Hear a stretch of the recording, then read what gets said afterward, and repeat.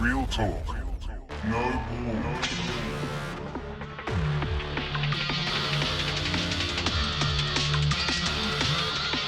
Real talk. We're putting it all on the table. You know what to do. Welcome, everybody. Real Talk, No Bull podcast, episode 58. Shut the gate. I reckon we've used that too. Stop the hate. Yeah, Yeah. I reckon we've used that. It doesn't matter. Doesn't matter. Doesn't matter at all. Doesn't matter. at all. We have guest on the podcast tonight, Jason Somerville. How's it going, mate? I'm good, thanks. Thanks for having me. Nah, No, thank you man. for coming on, Thanks mate. so much for coming on. Thanks for coming. So you have a new book out. This is the book here.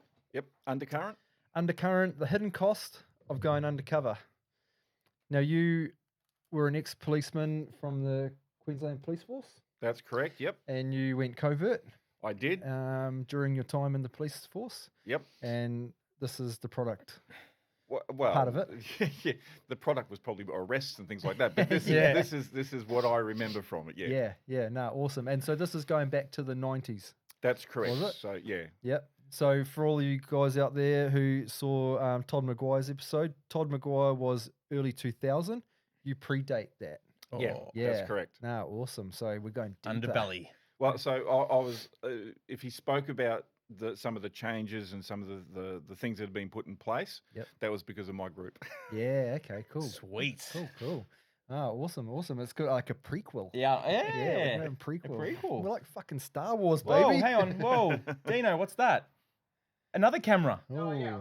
Stole my housemate's camera. Oh, okay. gave me Sorry. the Sorry, weekend. I just got so distracted. Then I was like, you "What is gave he me doing?" the shits there. I thought something fucking happened. Yeah. No. God damn it. Sorry. damn A it. prequel. Yeah. Well, Star Wars. Oh yeah. Yeah. No, awesome. Okay, so we will just get into the segment that everybody loves. What ripped your undies? Here we go. I'm going to start because mine's really, mine's a bit boring, but it would kind of happen to anybody and it would leave us all kind of stumped in some kind of way, right? Okay, so the other night I'm sitting there watching some telly and I look over and there's water coming out from underneath the dishwasher. The dishwasher's on. I'm like, oh, for fuck's sakes. Fucking dishwasher's blocked. Open up the dishwasher, check the little grate in the bottom. No, sweet, nothing there. I was like, oh, good. All right, whatever. Wipe up the water, put a towel there, let it finish its cycle. Next night, I decide I'll pull the dishwasher out. I'll disconnect the lines. I'll check the trap. Undid everything, checked all that, plugged it all back in. That night, turned on the dishwasher, leaked again. I was like, oh, you bastard, what's going on? Cleaned it up, put the towel down. And next morning I opened it up when I emptied the dishwasher and I was like, what is going on here? And when you close the door up, there's a seal along the bottom of the door and there was a corn kernel. And it was just enough to let the water out. No, you Yeah. little bastard. Yeah. So all of that just for a corn kernel, but I'm lucky it was just a corn kernel. Yeah. Yeah. True that. True that. So it ripped my undies. I in the moment I was going like, oh, for fuck's sake, I just did all that work. But at least I checked all the lines now, and I know that the traps are all clean. Well, and, that's exactly. hindsight. Yeah. Wow. on site. Yeah. Yeah. But piece of corn just ruined your day. Yeah. No, it was all good. It wasn't big flooding, so it was all right. Gave me a chance to clean underneath the dishwasher. Needs to happen. Yeah. Needs to happen. I'm gonna let Jason go because I'm still thinking of one. Yeah, all right. Mine's not as simple as that. Mine is Good, I've got more time. I I got a new phone because my contract ran out, so I ordered a brand new phone. Yep. And it stopped working. I'd had it 4 days, it stopped working, and I sent it back to. Am I allowed to name the company? Yeah, Sure. Yeah, sent it back to Optus, Yep. and they said, "Yep, it doesn't work. It's all good. Here's a refurbished phone from 2025." What the fuck? That's what I said. And so an hour and 45 minutes later on the phone, it was like, just cancel my contract. They weren't allowed to send me back a new phone. It was too bad, so sad, unless I paid for something and did something. Oh, And, the extra Yeah. $10, $13 a month that you got to pay. Yeah. So, and then I went into the store and told them, they said, no, it was 4 days old. You should have just got it back. I went, yeah. And they said, okay, look. And I said, look, I want this phone, not that phone. They said, okay, cool. Oh, we can't give you a new phone for 60 days because they've put a block on the on you getting a new Oh, phone. God damn it. So, and look, the outcome is that I don't have a new phone, but the way that I handled it for me is real growth in the fact that I didn't lose my marbles, I didn't lose my shit, I didn't. I think I might have sworn once, Yeah. and that might have been, I might have said, "Oh, FFS," and not the actual words. Yeah. Whereas the old me, Yeah. I would have made up swear words. Yeah. Yeah. So that's what tore my undies yeah. this week. Yeah, nice, man. Nice. What do you got, man? Come on. You got something, surely. Okay, what have you got any? Or what put the elastic back in your undies? No, okay. Anything? Well, rip my undies this week was yesterday. I was putting the desk back together at work, just putting the tabletop on there because we were Yep. shifting places. Yeah. Sitting there with the screwdriver, putting the screw in, and then it's a little bit of aluminium went Yeah. into my eye. Ooh. Had to go to the docks and try to get it washed out. And now I'm on eye drops. So that was just my mild inconvenience for the week. It was very annoying. Yeah. Yeah. Well, good thing you got it though, because I had a bit of metal stuck in my eye for 2 weeks once. I didn't know, and it started to form a rust ring around the bit of metal that was embedded in my cornea. And then when I went in and got it looked at, and he magnified up, he's like, yeah, it's really bedded in there deep. I had to go back for 2 eye scrapings. Oh, shit. And he had to scrape the bit of metal out of my eye. So see, lucky he got it in time. My mine was I'm trying not to say it like American. Aluminium. Aluminium. Aluminium. It wouldn't have rusted. No, it wouldn't have. But It sucked. It It definitely sucks, yeah. scratched. So I'm just like, I've got that sand. Did you when it happened? Did you kind of like automatically go to touch your eye? Absolutely. But you didn't. I rubbed the shit out of it. Oh, you did. Oh, I rubbed the shit out of it. I'm like, oh, that sucked. Oh nah, Yeah, that's man, the worst yeah. thing to do. Yep. Yeah. Yep. And then the thing is, I don't even know if we flushed it out or not. I don't know if it rolled even further back. Nah. Well, the thing is, if it's gone in there and then you've rubbed your eye, it would have scratched your cornea, and then it still feels like. Like we something's in saw there. it. Yeah. We saw it in there. Yeah. So that's why I'm not sure if it came out or not. Yeah.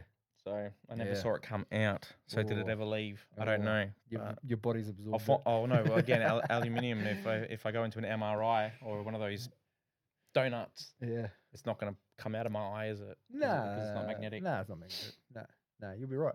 So yeah, Yeah. that ripped my undies. But you know what? Yeah. Put my elastic back into them. The fact that I didn't have to pay for any of it. Yeah. Oh, Yeah. that's nice. So Yeah. shout out to the government. Shout out. Finally. Yeah, I know, right? So Medicare took care of that one. Yeah. Thank you No, very thank you much. very much. Well, you can say that, in some kind of way, we all took care of it for you. Thanks, guys. Yeah. Appreciate it. Love your work. No worries, mate. That's it. Happy to help. Happy to help. That's it, mate. All right.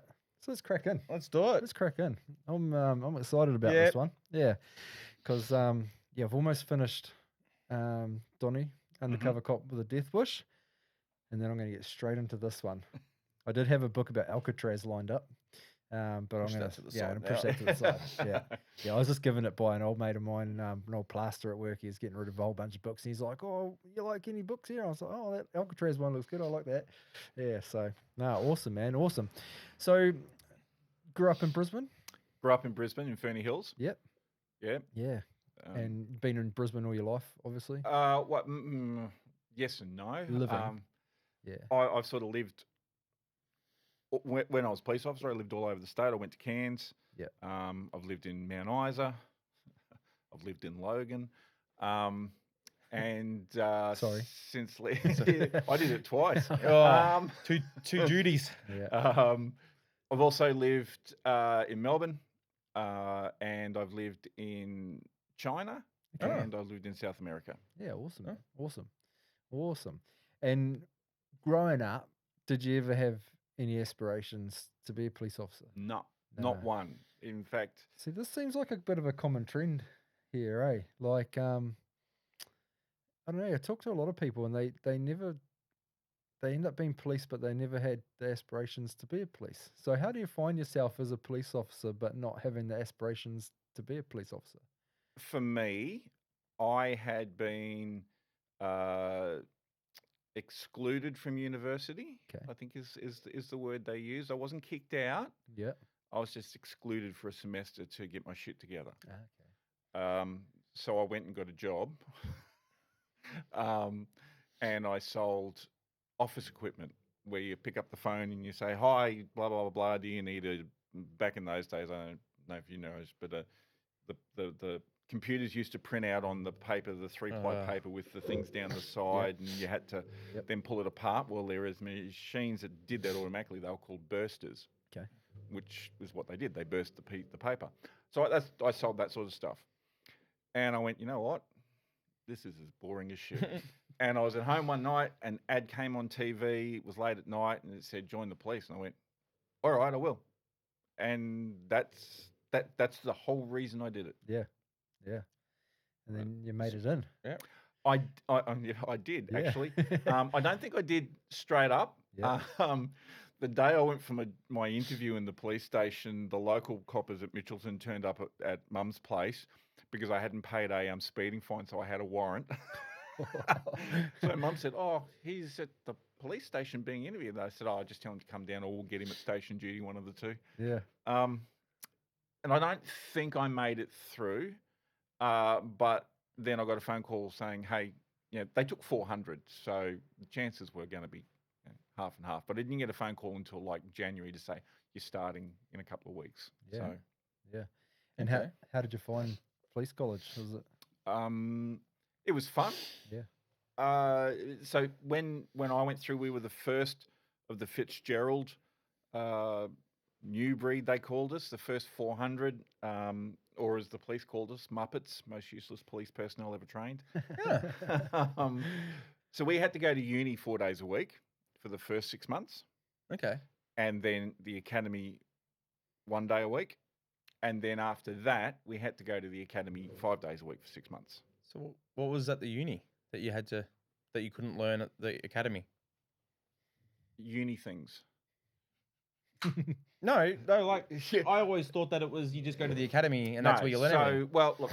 So what happened was after Fitzgerald, the biggest issue was the fact that people saw the police as a police force, so they changed the name to a police service. It's about helping people, Okay. and it was like police aren't educated, police are just indoctrinated into being police officers, and it's the blue family and the cone of silence and all those sorts of things. So someone somewhere who was an academic said, well, if the police get a profession, become professional, then you're not going to have those problems because you don't have those problems with lawyers or doctors or Okay. other professions. Maybe not accountants, but lawyers and doctors, I'm pretty sure you do. Mm. To be a profession, you have to have a university qualification. Okay. So what do? Well, we'll send you to university. You can get a certificate. That's a university qualification. We can now call ourselves a profession. Okay. But they still don't. They're still not a profession. Oh, okay. So And is that still a thing? You have to do uni? no. You probably have to do, nowadays, they probably want people who have gone to uni Okay. to then apply for the same sort of reasons. But it was the government going, let's do something to change and see how it works. Realistically, that's what it was. Did it make the police better? Of the 40, I think it was, that went to Cairns, 1 died, 2 got arrested, and 3 got dismissed in the first 12 months. Wow. What are they doing to get arrested? So one fella drove the car that killed the fella that died. Oh, and God. he was drinking, so he was full of things. So off duty. Yeah. Yeah. Yep. And the second one, I can't remember what he did. He did something, and then the others were just strange, what the police considered strange people. Like he was a skinhead, and he had ferrets, and he had a girlfriend who was a druggie. Mm. And there was another couple of others that sort of were Yeah. dodgy type, Yeah. different people to what police Yeah. would be. Can't really have a drug dealer girlfriend if you're a cop, can you? Really? Well, you can, Probably but a conflict of interest. yeah, that's right. Yeah. Just make this one go away, will you, dolls? Yeah, well, I mean, you probably can do it so long as you don't do that. It makes it difficult. Yeah. Yeah. Yeah. You'd have a good source of like Intel. intel, yeah. Yeah, that's right. Come You'd on, have- it's been a rough week, babe. Give me someone to bust. You'd have your own informant. Well, in some kind of way. There's that look. You know, my personal opinion is that if you're a police officer, what you do in your own life and off duty, Yes. as long as you're not breaking the law, so long as you are not breaking the law, then you know what? No offense to the public, but they can get stuffed. It's so true. How did you find like being a police officer and your outside relationships from that? Because obviously you live quite a different life to Yeah. just a general civvies, right? And Yep. so it's kind of like, do you find yourself gravitating more towards friends within the police force? Just My- because Yeah, my friends became police officers, Yeah. so they were my social group. Yep. If we went out, whatever we did, and then there were the groupies that hung on to the group as well. So that became your social life. Just, people outside of that, it didn't exist. They Did it- didn't understand. Yeah, Or, that's what I was going to say. yeah, Is it's it- kind of like the army, and they just don't get the way that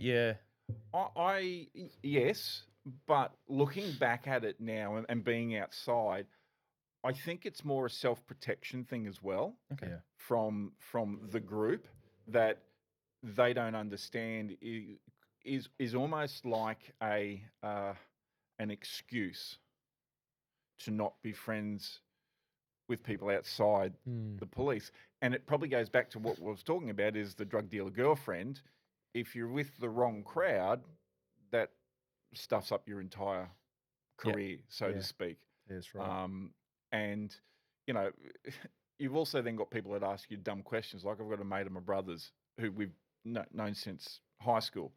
And, you know, there used to be every party I'd see him is, so you're allowed to reverse the right way around a roundabout? Every time. The same question every time. But do you know what I mean? You get people asking stupid questions and that sort of stuff. Do you and not so- get it? Do you not get it? Yeah, but it's just It's Technically, you can apparently because you're allowed to reverse. You can't go fast, but yeah. you know, it then comes down to is it a dangerous? yeah, Action. yeah, I get it, Yeah. but Yeah. So- He's just poking fun, right? Yeah, he is definitely. poking I fun. get it. Yeah. But I'm just like, surely there was like a better. Oh, each to their own. It's Yeah, kind of- Hey, yeah, this Yes. guy works for Main Roads now. What can you say? It's Okay. kind of a funny one Transport. though. Like it's kind of like your own internal joke. Like every time he'd say it, he'd probably crack himself up. Ah, yeah, yeah. It's like Yeah. you're waiting for it to come out. Yes. I have the exact same thing with another police friend. Whenever I see him, I ask him, is he going to tase another one of our friends? And yeah. it's every time, for like years. Yeah. Nice. Nice. Nice. Yeah. Oh, fair enough. No, awesome. So okay, so let's get into the book. Walk Yep. us through the book. What made you write the book? So look, there was a couple of things. I've been wanting to write something about it purely because it's a unique sort of thing for people to do.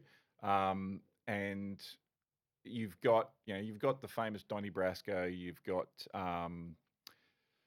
the Tarantino Reservoir Dogs type thing, which most people know as the undercover type genre.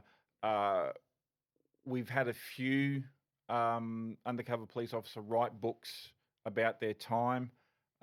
There's been TV shows that have tried to show it and have then just become the entertainment industry going, yeah, but that doesn't sell. We want to do it this way.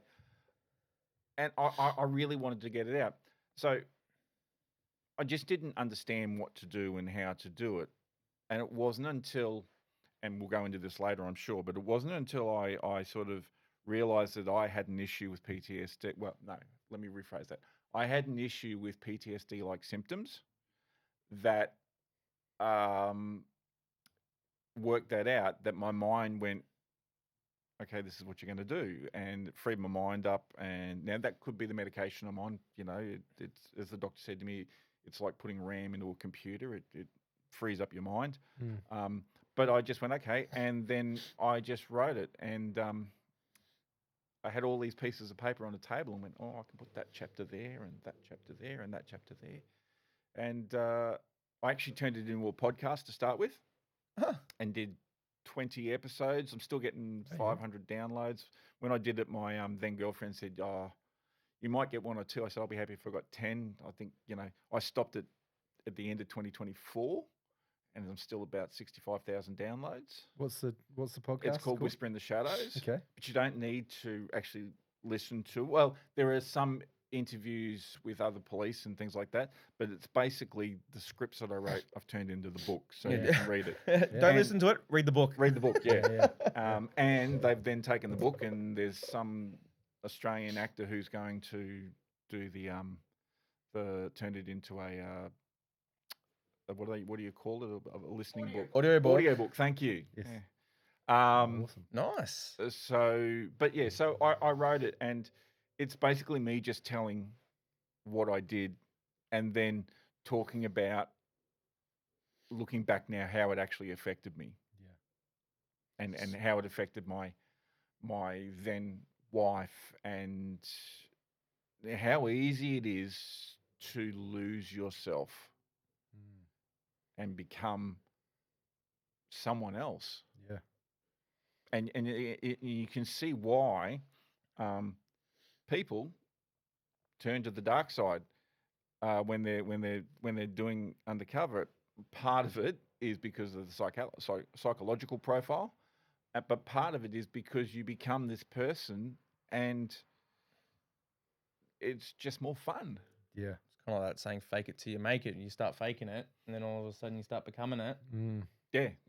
It's the lines get blurred. Yeah, that's right. And, if you have to do something because your life depends on it, that then becomes a natural reaction, and it just becomes easier and easier and easier and easier. And back in those days, the only person you spoke to was your controller. And they were doing other when I say they, all my controllers had my best interests at heart, but they also had the job, the operations interests at heart and things like that. And the effect that it was having on people wasn't as established as it was with Todd 10 years later. Yeah. Yeah. Did you feel like while you're in the undercover work, did you feel disposable at any point in time? Like, did you feel like you were just kind of like a pawn in a bigger game? Like, not when I was doing Undercover. yeah. One of the operations, yes. So I don't know how old you guys are, but back in the early 90s, there was a huge drug bust in central Queensland, and there was a large amount of marijuana that was grabbed and plants, and they were put into a watch house or a storage house or something or other, and it got stolen. And so just after that happened, a job came up in that same area, and myself and one of the other girls was given the green light to go ahead and do it.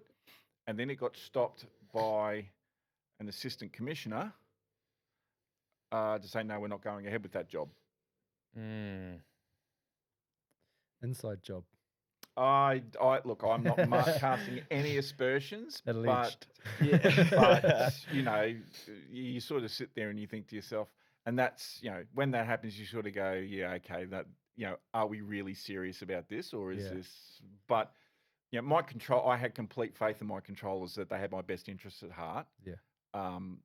So I didn't feel disposable. Looking back now, did the police service think I was disposable? Yeah, that's a big yes. Yeah. It's it wouldn't be a nice feeling, really. Like, just knowing that you're put into these situations that could potentially, you're putting yourself at a lot of risk, right? Yeah. And even though you're a trained police officer, like, you're still just a human.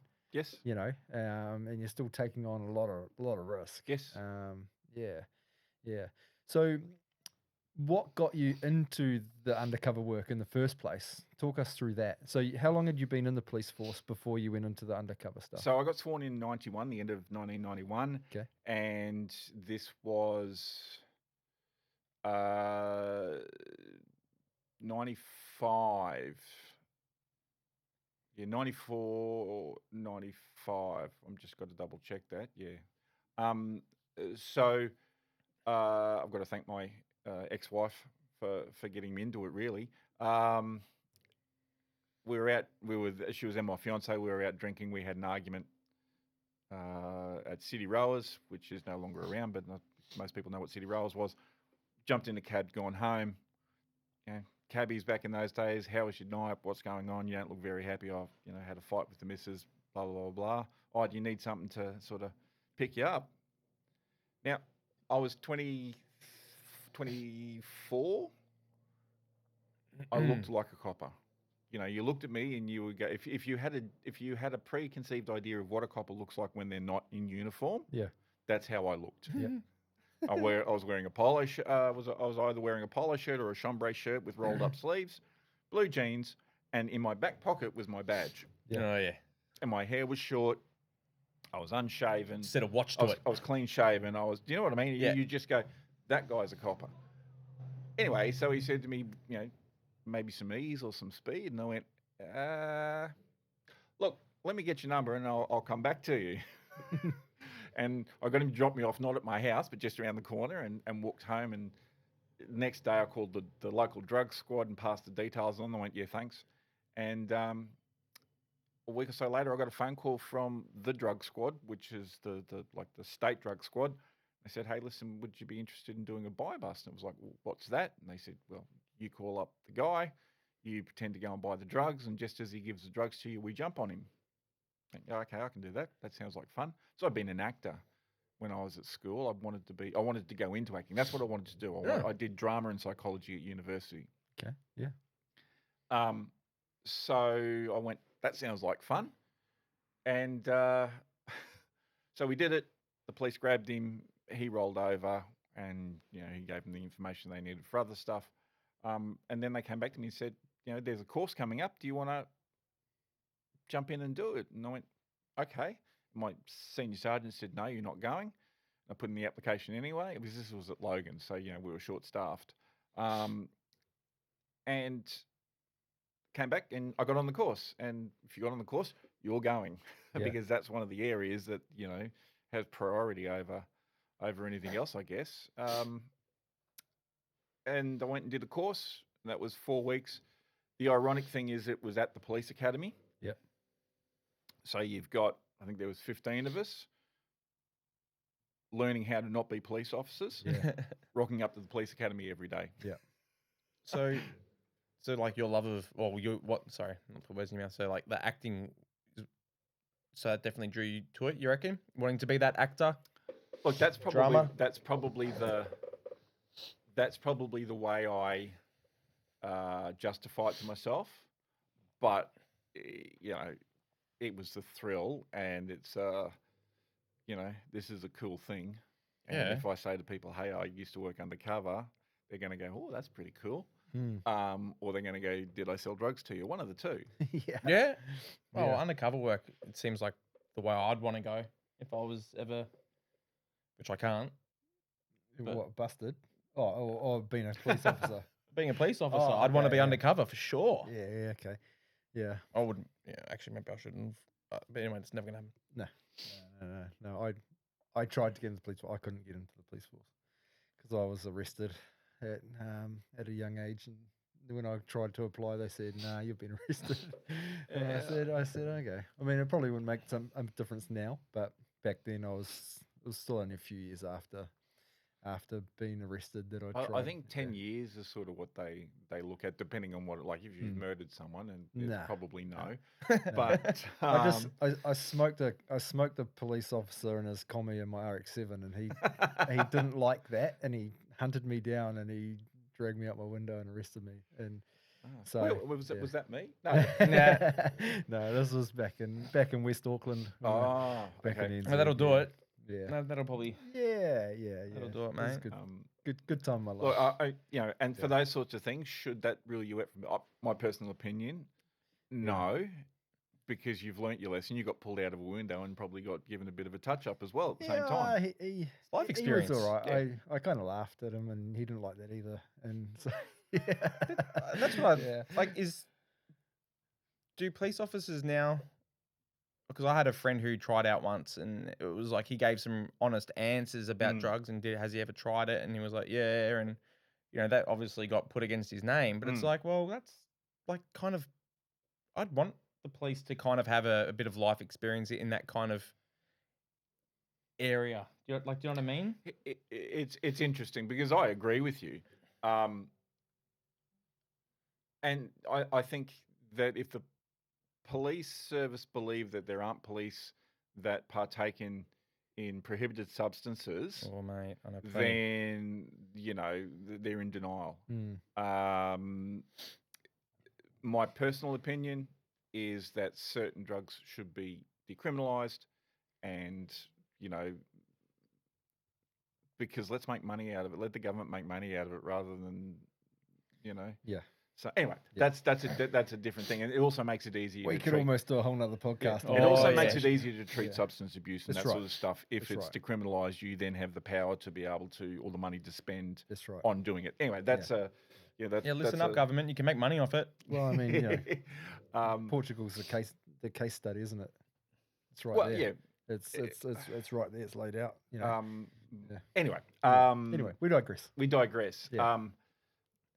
The being so I work in recruitment now, and I've interviewed thousands of people, and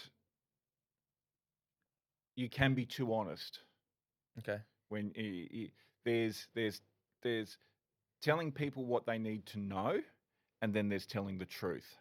Now, I'm not saying don't tell the truth. Okay, what I'm saying is there are ways of telling the truth that don't negatively affect you, because when people say something, when people are looking for something, they're looking for a reason to say we don't want you.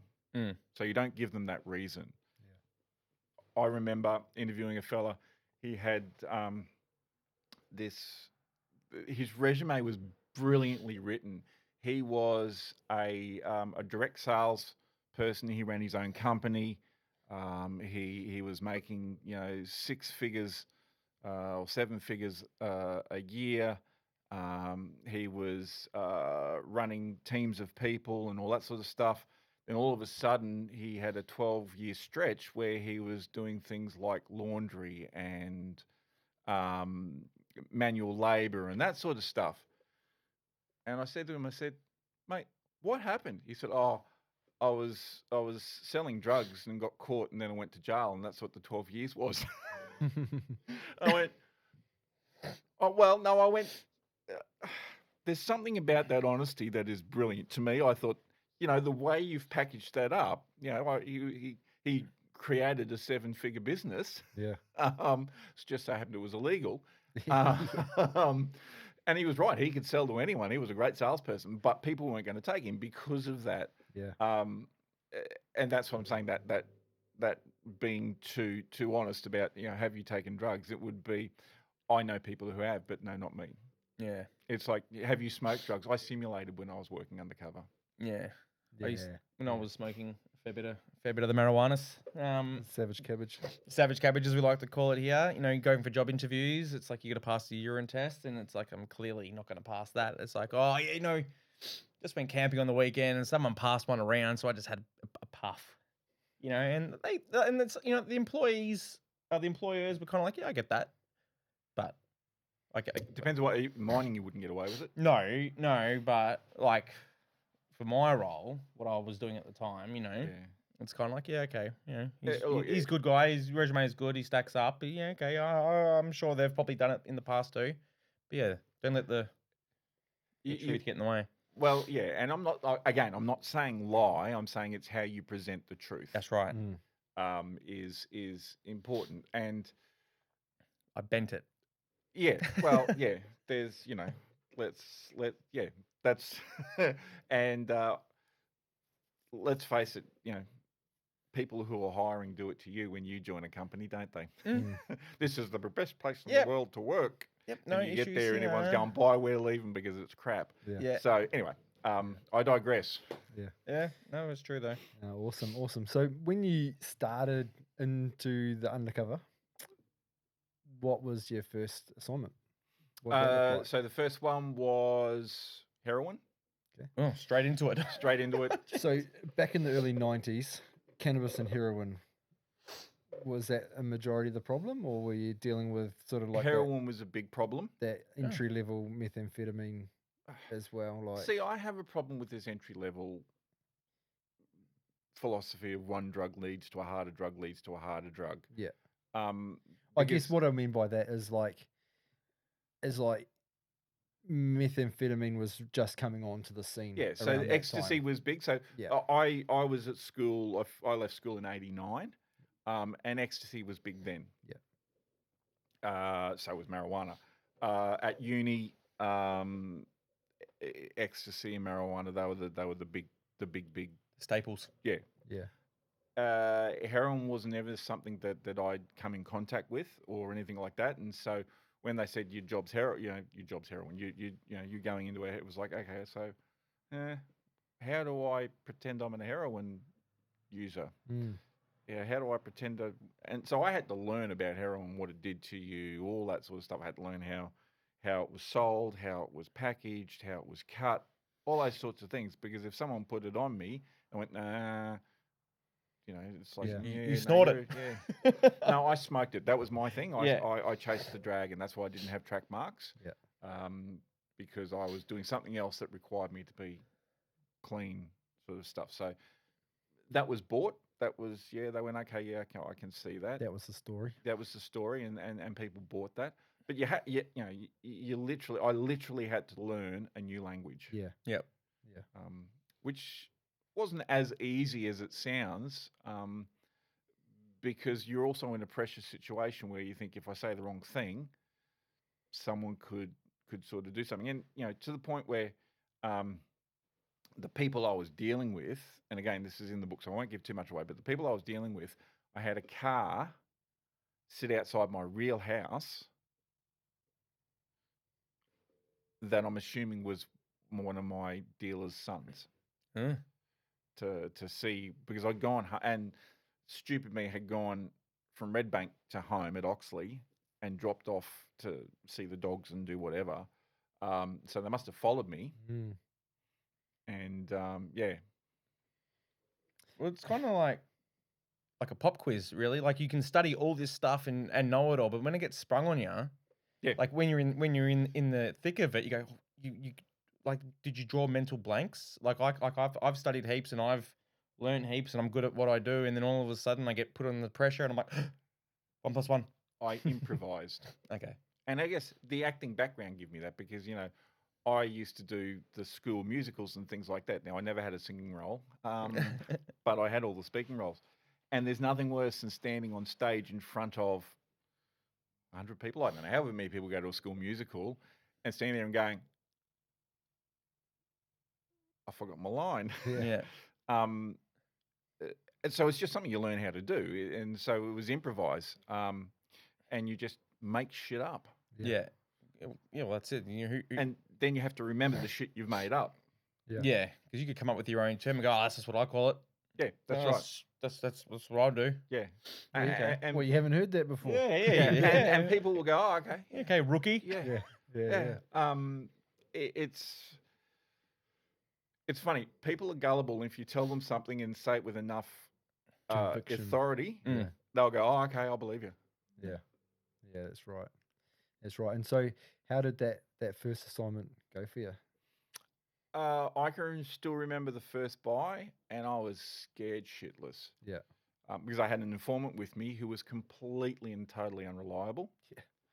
So is this before the guy came to your house? Is this the same story? Yeah. So this is before the So guy. this is the very first buy where I met my first target, and off I went. Okay, so the guy hadn't been to your house No, yet. no. Okay.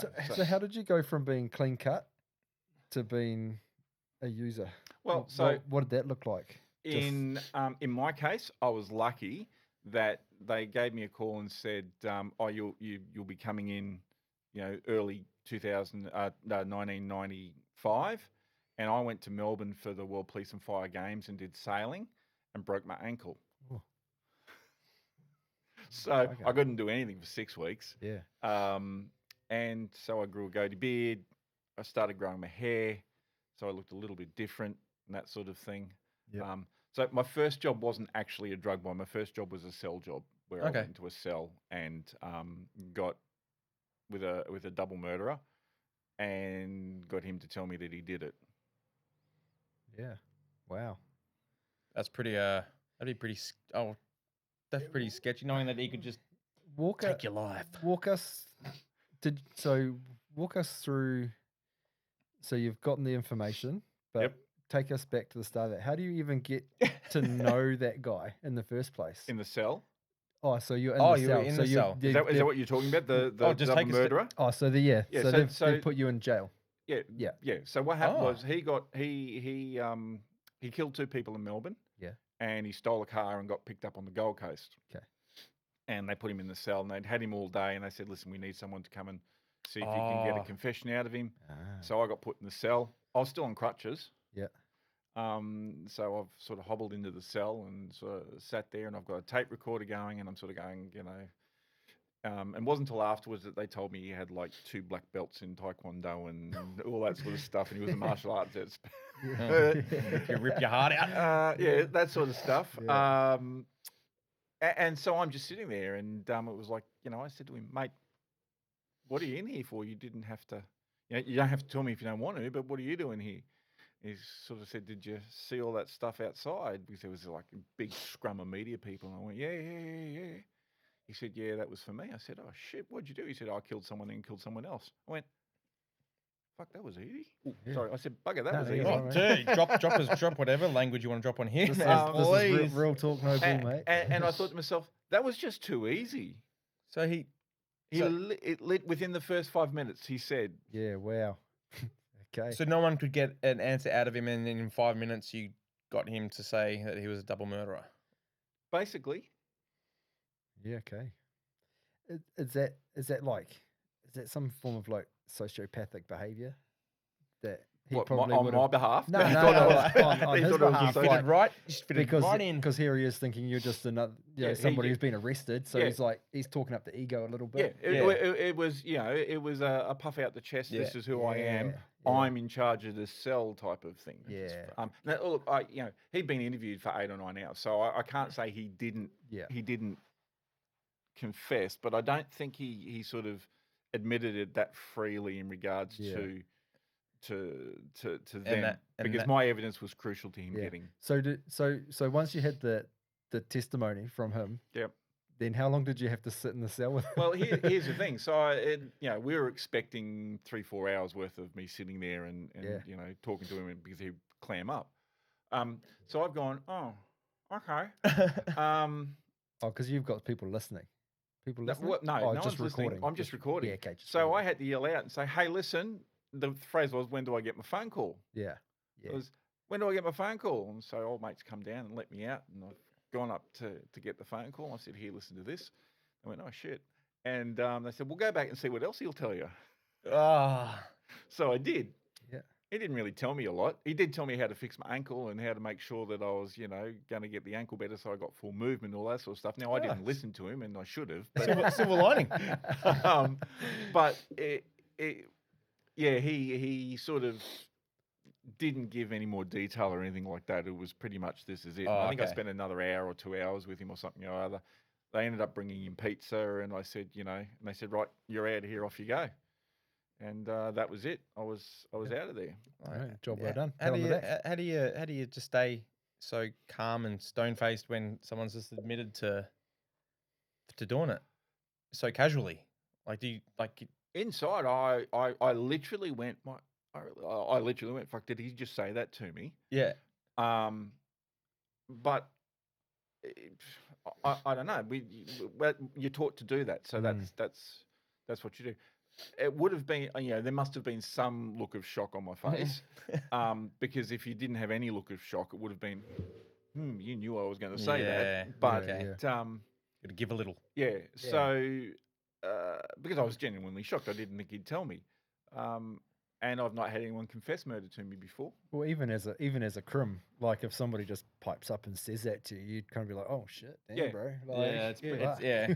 Okay. Especially given the fact that I was caught for having a bag of weed in the car. Do you know what I mean? Yeah. I would have gone, oh, yeah, okay, your cell, you're in charge. Yeah, Yeah. yeah, Okay. Yeah, Yeah, yeah. just trying to, like you said, stamp his authority. yeah. Nice, Oh. nice. So then you got onto this heroin. So onto the heroin, onto the and heroin, the first buy was sort of like I had no idea what I was doing, and my informant said, "Oh, I'll go buy you $100. Oh, we'll get $100 packet." I went, "Yeah, okay, cool." And he's gone up and talked to them. He's come back and said, "Oh no, they won't sell to you. They'll only sell to me." How convenient. Yeah. So anyway, we got the $100 packet. Now a $100 packet is about 0.1 of a gram. Oh, it's about 0.9 of a gram, I think, is what it usually works out to be. So you get about 11 $100 packets, 0.09 of a gram. Yep. Yeah. Sorry. No, that's what I'm trying to work out. You get about 11 packets out of a gram of heroin. Okay. And so that's $1,100 for a gram, but back then cost you $600. Yep. Right. So every new person that we did this with, there was 2 or 3 buys where he had to go and do the buy. They didn't trust him yet until one day I put it on him and said, "Dude, introduce me." And what he was doing is he was snipping a bit out of it each time. So Of course he was. they were coming back at 0.06 or 0.07, and he was taking a shot out of them, and that's Yeah. He was taking his tax. yeah, that's right. But when he introduced, and the guy came and sat and talked to me and that sort of stuff, it was like, I thought to myself, but it was just like, you want this? Yep. Okay, it's going to cost you this amount of money. You're going to call me. You meet me here. Anything else? No.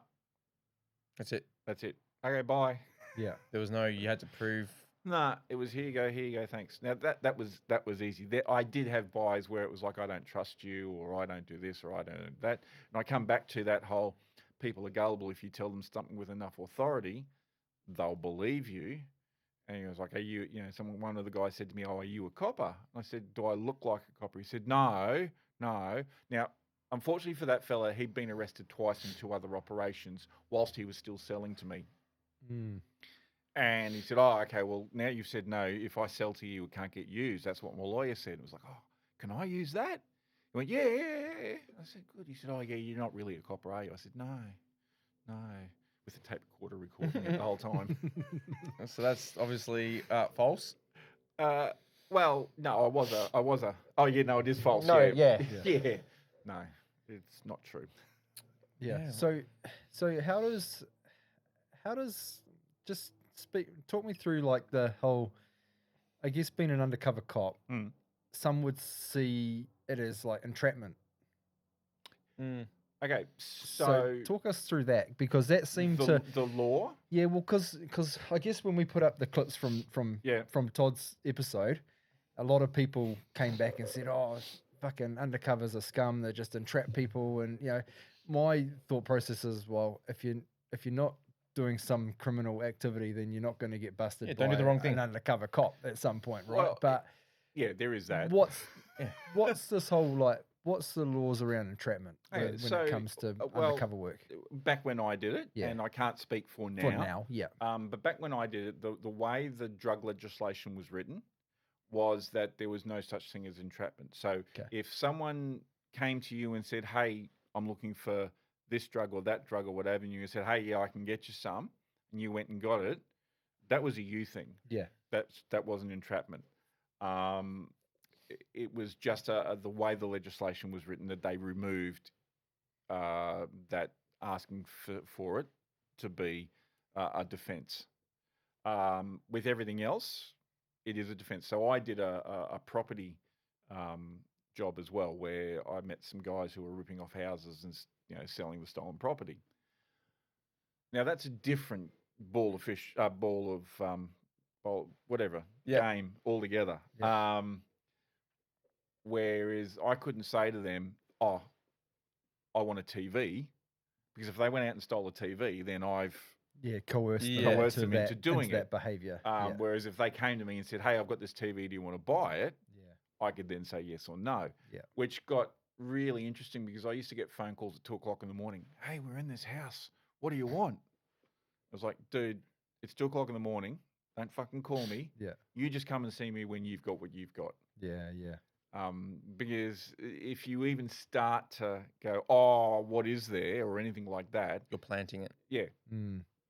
So Yeah. it then becomes a really fine line. So that's when the entrapment comes up. So it's really shit. just like a puzzle of linguistics. yeah, at the end of the day, like You gotta get it's- them to- you really sorry. just have to word it correctly. Yes, that's right. In order for it not to be entrapment. in a That's way. right. Yeah. And that's where I guess part of the skill comes from, if you want to call it skill, Mm. is understanding whether you're asking, and it comes back to the when I said to the dude in the cell, you don't have to tell me if you don't want to. Yeah. That was a warning. Yeah. Yeah. Now he didn't think I was a police officer, but No. technically I warned him. Yeah. That's right. So, and the interesting, and I guess the interesting thing with drugs was that drugs was seen as such a scourge of society and such a problem with addiction and that sort of stuff, that's probably why the law was written that way, because Mm. it was, everyone knew someone who could get them drugs. Yeah. It shouldn't matter whether you're asking or they're asking you. If they're a known drug dealer, you should be able to plant the seed if you want to get them off the street if they're doing the wrong thing. That's my opinion. Yes, I agree with you that if they're, doing it, but you know what lawyers are like. Yeah, but you're like, Yeah. at the end of the day, don't do the wrong thing, and you're, in my opinion, getting rid of the scum that are selling it to other people. Yeah, they're the ones feeding the community. Yeah, that's right. So I fuck was it. going If to you say, in the early start of an operation, though, the unfortunate thing is the people who are getting rid of it are the people who are selling it to support their habit. It's not until you sort of start to climb yeah, Yeah. that you touch the people, metaphorically, that want that are causing the real harm. yeah, Yeah. So I can understand the comments why people say that. Do I agree with them? No. And No. if anyone comments on this, have a nice life. Have a nice life. yeah. And it's an argument that's as old as Jesus is, entrapment and that sort of stuff. The law is what the law is. Yeah. If you're going to sell drugs, you play the game. That's Yeah. what it is. It's a game. Again, they're Yeah. just making it harder for the people that are trying to do the right thing. Mm. Like that's just the way that life is at the Well, moment, isn't it? Yeah. And I guess the thing is too, like if you, as an undercover cop, are going to buy drugs off a drug dealer, well, the drug dealer's going to sell drugs because that's what a drug It's dealer not selling ice does. cream. Yeah. So That's right. exactly Yeah. like so whether you're an undercover going to buy the cops the drugs off him and then giving it back to superiors, like it's and forming a case, like he would have sold those drugs to someone else Yeah, as that's well. right. Like it's just unfortunate for him that he just sold them to a police officer. It's called And- bad luck. Yeah, that's exactly it. Yeah, That's why I say high risk, high reward. that's Yep. right. And that's right. why I used to say, people say to me, "Oh, I had you." It's a game. It Mm. really is a game. Yeah. Sometimes I won, sometimes they won. That's right. That's right. That's right. So, did you have any jobs that went tits up, like that really you like balls up? I don't know if eyeballs up, but Yeah. I did have a job where middle of the not middle of the night, but middle of the morning, I get a knock on the door, and it's my sergeant from Brisbane, as in who from the covert squad, Mm. saying, "Pack your things, we're going." I was like, "What do you mean?" It's like, "Pack your things, we're going." So you were in a safe house at this point? I was in my safe house. Yeah. Which was the unit I was in was next door to my controller's unit. And it was like, both of you in your cars, we're going. You got made. I don't know. I still don't know. Oh, so they don't tell you? Well, I didn't ask. I did ask, but they don't know. But so when you- I went back for the close where they did all the raids and stuff, 2 sergeants came back with me, and I wasn't allowed to leave the station. No. so something got compromised. I would think so. Yeah. Yeah. Yeah. Holy shit. Yeah. Oh, the adrenaline would have been pumping. Not when I was there. Well, actually, when I was there, it was because the town had an undercover there 20 years earlier, Huh. and one of the pubs. And actually, I lived in this particular pub, and every time I walked to the bar, they had a guy there who wrote a song about it.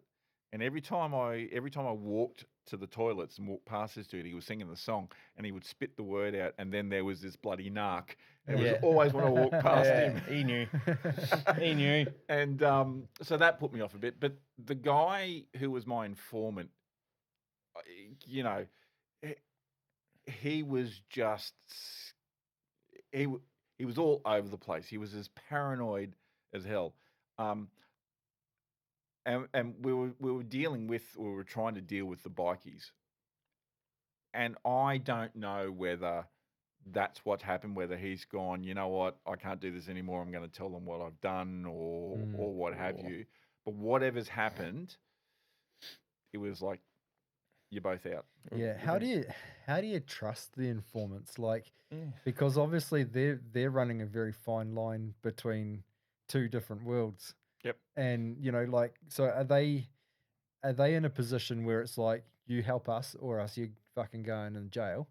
Usually, yeah. Yeah. Okay. So they've already been done for something, Yep. and then they get given the opportunity Yep. to become an informant Yep. for you guys. Yep. So they're kind of like, they're in a catch-22 situation. They're saving their own ass. Yeah. Yeah. Yeah. Okay. Yeah. Yeah. And how do you do it? I guess it's a bit like trusting a partner who's cheated on you. Yeah. Yeah. It's like, kind of like, fool me once. Yeah, you sort of go, yeah, okay, but you're watching for the sign that something's happened. You never Yeah, quite trust that's them. like a Yeah. really interesting way. It's like an interesting way to put it, but it's like it makes sense. Yeah. Because I've often thought that. How do you trust an informant that they're not gonna? Obviously, well, it sounded like something's happened. Yeah. But yeah, Well, I that's guess it's kind of like if they knock you out to whoever, the criminals, then it's like now they're on the run because now they're being chased by the Well, yeah, police. I mean, and them for probably leaking. well, yeah, I mean, I guess the thing that you've got in the back of your mind is if they say something to the wrong person, then depending on where you are in the chain of things, Yeah. that could be them very well much, Yeah. game over for them. So you've got that in your pocket. Yeah. But it really does come down to, you trust them because you have to, pardon me, but you're always looking for that sort of, one of my informants, we got pulled over by the police, and I was with this guy who was a target, and he was more paranoid than anyone else I ever met. And the police are searching everyone. Now, I'd just done a buy off this guy, so I had an ounce of heroin, a gram of heroin. And so when the police have turned up, I've sort of stashed it so it wouldn't get found. And we've jumped out, and he searched both those guys. And then I've come over and sort of started talking to me. And then the other guy who was with the other two had said, "Don't worry about it, we're going." You can't blow cover in that moment. No, but my informant who was with me has told the police, "Oh, he's an undercover police officer, we're working with him." Oh fuck. Jeez, Louise. And it was like, I didn't want you to get caught with the, it's like, dude, Yeah. I've stuffed the heroin, it's all good. But even if you get, oh sorry, Now old mate is asking questions, why didn't I get searched? Yeah. Yeah. it's like, even if you had have got caught with it on you, yeah, sure, they'd probably take you or do something about All it. right, nothing was going to happen to me. That, No, that, that's would right. that would go, okay, well, it was all part of the deal. Yeah, that's That's right. Let it happen. Yeah, that's right. It was like, oh, I didn't. It's like I don't care. I'm not getting in trouble for Yeah. it. Don't worry Yeah, about don't me. look like bro. it. Yeah. Did you ever like with the human side of things ever feel for any of the informants, like you really wanted them to get out and you really wanted them to do the right thing, and like, or did you just have to separate that from the job and then just go, no, you're a means to an end? A bit of column A, a bit of column B. So there, but for the grace of God, go I. Okay. Is how I looked at it. Now, I had some. My informants were all 5 of them were completely different people. Yeah, in completely different walks of life, completely different things. One of the informants I went to school with. Wow. Okay. Yeah. She had no idea who I was.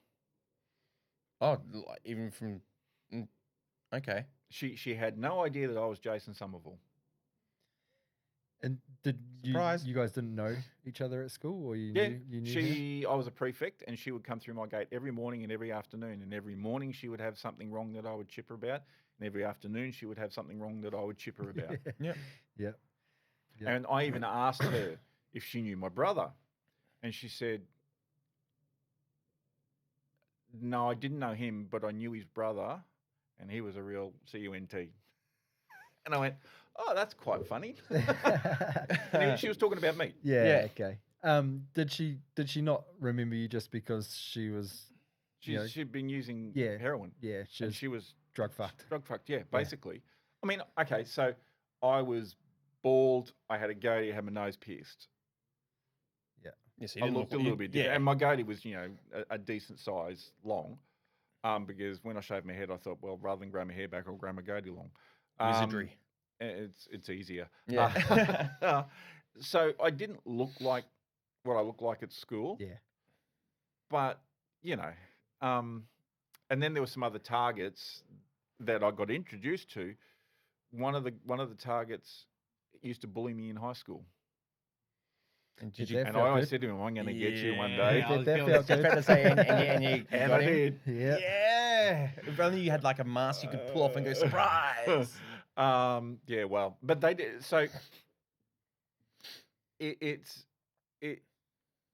her in particular, it was kind of like a cement brick hitting you when I realized it was her, and she had no idea it was me. Do you know what I mean? It was like, it's been 6 years or 7 years or whatever it was. It's not that long. I was Yeah. just about to say that it's not that long for No. someone's life to No. completely Especially spiral. especially when she was 2 years younger, so she still had two more years in school. So that's 5 years out of school that she Yeah. would have had that happen. Not to mention the fact that between your teens and your early to mid 20s, you don't change that much. No. You're still the same sort of person, looks wise and that sort of thing. So yeah, and she was completely drug fucked. She just had no idea Yeah. at all. Yeah. Yeah. Poor girl. Yeah, and she ended up dying. I still question whether it's suicide or not. Yeah. But Okay. it was she was an overdose. Yep. So I still question whether it was something she wanted or whether it was a hot shot. Yeah. Okay. And that affects me in certain because I knew her, and again, there, but for the grace of God go I. It does have an effect on you in that respect. And Yeah. I guess part of the reason about doing this now, and people always say to me, oh, don't you worry about this, that, and everything. Most of the targets were in their 40s or older, which means that, they're probably 70 plus now. All the informants, bar one, are dead. Just through personal life choices. Yeah, probably, yeah. One was cancer, but yeah. Yep. So it's not like but when you find those sort of things out, it has an effect on you because it's a game. Yeah. I don't feel responsible for their choices. No. But in a certain part of you go, could the system have done more to help them? Yeah. Yeah. 100%. And I mean, I guess, 30 years ago, the system's quite different than it is definitely. now. Yeah. Right. Yeah. An injecting room. What's that? Yeah. That's it. The onus would have just been on the other person to get better. Yeah. Yeah, basically, the society still has a long way to go in how we treat drug addiction and that sort of stuff. And, like I said, the things I believe in aren't very popular with the greater community. Times are changing. They Gotta are. change. They are. But we're not going to fix it just by policing our way out of it, unfortunately. No. I wanted to go back to what you were saying about that first heroin Yeah. interaction that you had, and then you went back to whatever it was to go see the dogs or whatever, and then all of So it wasn't the first one. It was probably the second or third one with a particular. Yeah. Okay. Yeah. What would that? How would you describe that moment? In like, that's the whole moment where your life is now. Well, I didn't know. It was my neighbour that told me it had happened. Oh, Oh, okay. So you weren't even aware. No. Oh, And he Hey, that you told were- me that you were being watched. Yeah, no, and he told me the afternoon I'd gone home, so I'd had a couple of days that I must have been a wedding anniversary or something or other, or no, it couldn't have been a wedding anniversary because I hadn't been married at this. There was something I had to go home and stay at home for some reason because my then fiance was whatever it was, but the TV show Blue Murder Yeah. was aired, which is about the New South Wales undercover police officer that got shot and almost killed and that sort of stuff. And so that night, the episode that was played was the night was when he got shot. And I'd just been told this story that day of someone coming and sitting outside the house and being dodgy. And it was sort of like, and I'm sitting there watching the TV with the lights on and everything, and I look up and it's like I can look straight out the window. It's dark, can't see anything. The blind's up, and I sort of turned the lights off, pulled the blind down, sat on the floor, going, oh. Did it make you like rethink a few things on how you did things and operated? yeah, Or, yeah. Yeah. Did anything come from Yeah. that? Like, No. nah. No, because of the interaction with my neighbour, which I won't go into. I'm going to leave that in the book. Yep. But because of that interaction, it basically solved my cover. Oh, okay. Think double barrel shotgun. Yeah. Oh, wow. He was an ex bikie. Oh, I don't read too many books, but this one's got the juices flowing. Oh, yeah. Yeah. This yeah, one's yeah. got the juices flowing. Sorry. Yeah, no.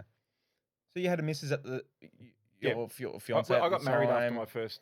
So the wedding was, I finished the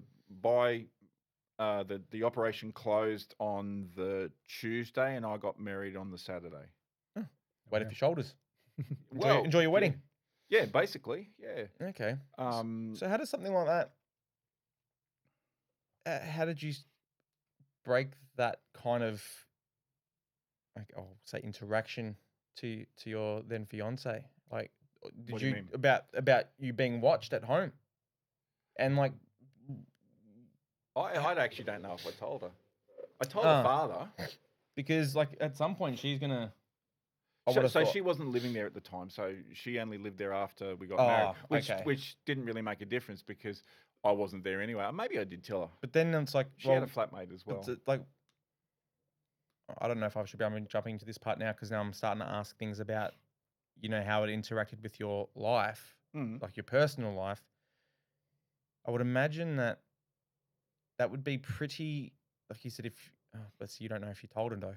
I think I would have. Like, I can't. Yeah, it was 30 years ago. There's been a lot of water under that bridge. But I would imagine that would have been like a fair bit of. I probably did. I would have. Oh yeah, definitely. And holy shit, his job is quite unsafe now. I'm in danger. Could I be in danger? Am I being followed? To get back or Possibly, but she was somewhat used to it. Her father did a similar job for a federal agency. Oh, okay. So, and that then caused. So she lived through that as a child. Mm. And then the person she's going to marry it's like going to a do the father. same thing. Yeah, And okay. so that caused a lot of issues as well. Yeah. It would've- Unintended. Yeah. She probably would have struggled with it internally herself because she would have been like, I can't get away from this sort of lifestyle. Basically, there was an issue where there was the father had an affair with his controller. I wasn't allowed to have a female controller. Yeah. Certainly didn't tell her I'd been picked to do a job with a female operative and we were going to be boyfriend and girlfriend on the Central Coast. So there Surprise. was. I know she knows it. She's read the book. Acting. Okay. Acting. So she knows. Yeah, acting. That's right. Yeah. So she knows. She actually sent me a message and said, "I didn't realise the shit you were going through back then." She said, "It would have been nice if you told me." Yeah, good point. Yep. That's a fair point. Yeah. I guess though, like when you're kind of in that kind of lifestyle though, like you probably just internalize a lot. Yes. Yeah. Yeah, but I think it also comes back to the fact that I didn't want to be Jason, and this is what sort of where I go with this book is that I was enjoying being my alter ego, Michael. Yeah. And so there was part of it, but a part of it was I just didn't give a shit. Yeah. It was more fun to be Michael. Yeah. Yeah. you kind of had a bit of a license for recklessness, right? Yeah, definitely. Yeah, Yeah. it'd be fun. Yeah, it was fun to be Michael because the ramifications probably wouldn't. Like, imagine if you were trying to be Michael. Do you reckon you would have as much fun being Michael if you weren't also an undercover cop? Is that a weird, stupid question? I don't know. I don't know if I don't know if I would have been the Michael character if I wasn't a police officer. Because you Yeah. wouldn't have been so carefree about it. I guess. Like when I mean carefree is there's no like if you were So if a I legit crim, you'd always have that. Well, you'd be paranoid like the informant. Yeah. you know. Okay, it's probably not right. no, I knew where I so- was going in here. Yeah, no, I think I know what you're saying. So I had. You're saying that because I was a police officer and working undercover, I didn't have the fear of getting caught. Yeah. Except for the fact that if I actually did something wrong. Mm. Oh yeah, true. Did you ever find Very yourself true. in a situation where you actually had to partake in the? Do something wrong. Yeah. Ostensibly, no. But like I said, I did simulate smoking marijuana Yep. on 1 or 2 occasions. Allegedly. No, I simulated. Yeah. To the point where I was having a conversation with a bikie, and the whole time I was sitting there talking to myself, I could hear myself out here going, he's talking, listen, he said this, he stopped talking, it's your turn to talk, say this. I was literally having an out-of-body experience talking to this bikie. Yeah. How do you? Because I was living with his girlfriend at the time as well. Oh, okay. How do you? Do they not? That's right. I'm not going to ask that question. They asked that No, question. no, because you probably can't answer that one anyway. Try 'em. Try me. Surely they know that it's if you're simulating it. Can they not tell the difference? Like the question. The question I wanted to ask you before is My answer is I simulated. yeah, yeah. Okay. Your Honor. Yeah. Okay. Yeah. Yeah, that's what I want to. But I guess when if you're simulating Yeah. and you've never been a pot simulator before.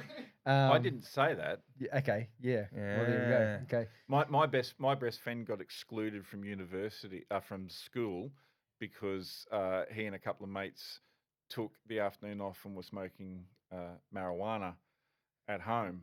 Yeah. And someone told on them to the principal, so they got. Oh, okay. So this is why you got asked to go and sort yourself out, maybe from. No, that was university. This Yeah. was school, so this Yeah. was before. Okay. Yeah. No, the reason I asked my girls when I was at university was I was living in a house with 6 girls, Okay.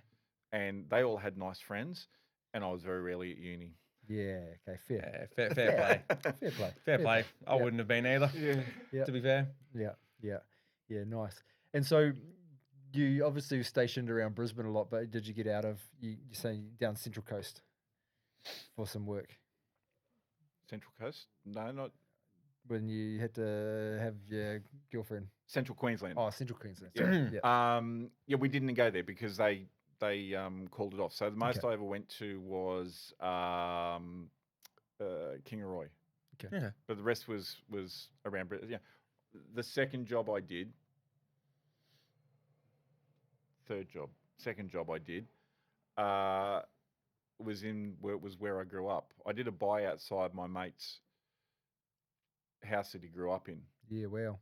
How does that play on you? Like, would it not have been more beneficial to take you out of the area? You were Well, like, I didn't tell them that I grew up in the area when they gave me the job. Okay. Oh, okay. Yeah, fair.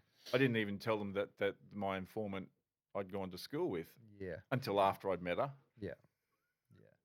It's like, by the way, Yeah, but she Yeah. doesn't remember me. Yeah, she so- doesn't remember. You were there, you could doesn't see it. count. Doesn't Yeah. count. Yeah. Doesn't count. Yeah. Yeah. So yeah, Did you ever kind of like? Did anybody ever kind of like? Did anybody ever recognize you? Like she might Oh, not have, but did I, you ever? I was in the pub with the Target and at Mitchelton, and I went to the toilet and the guys walked past me and said, "Hey, Snappy," because that's not Snappy. Hey, Fab, because that was my nickname at school. I sort of looked at him as if to say, "I'm not who you think you are. Fuck off." He's Mm. gone, maybe not then, Yeah. and walked off. So that's the only real time. Yeah. You know, it's funny. You hear people say, "Oh, police sit with their back to the wall and watch the door and that sort of stuff." I did that as an undercover. So I was always watching to see who was coming, so I could not walk into someone I knew. That's right. See them before they see you. Yeah, and the only other time that it really happened was after I'd left, and it must have been 2001. Because I was back at Logan, and myself and the girl I was seeing, it was Christmas night. We were at the casino, and I'm standing at the bar getting drinks. And I've looked to my right,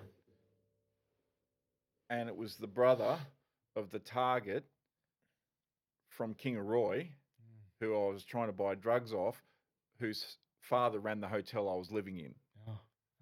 It was sort of like, oh, we've got to go. Why? And I told her, and she went, yeah, right, okay. Yeah, okay. Yeah. At least you can explain it. Yeah, well, that's right. But, he sort of looked at me, and I've looked at him, and I'm going, Yeah. All right.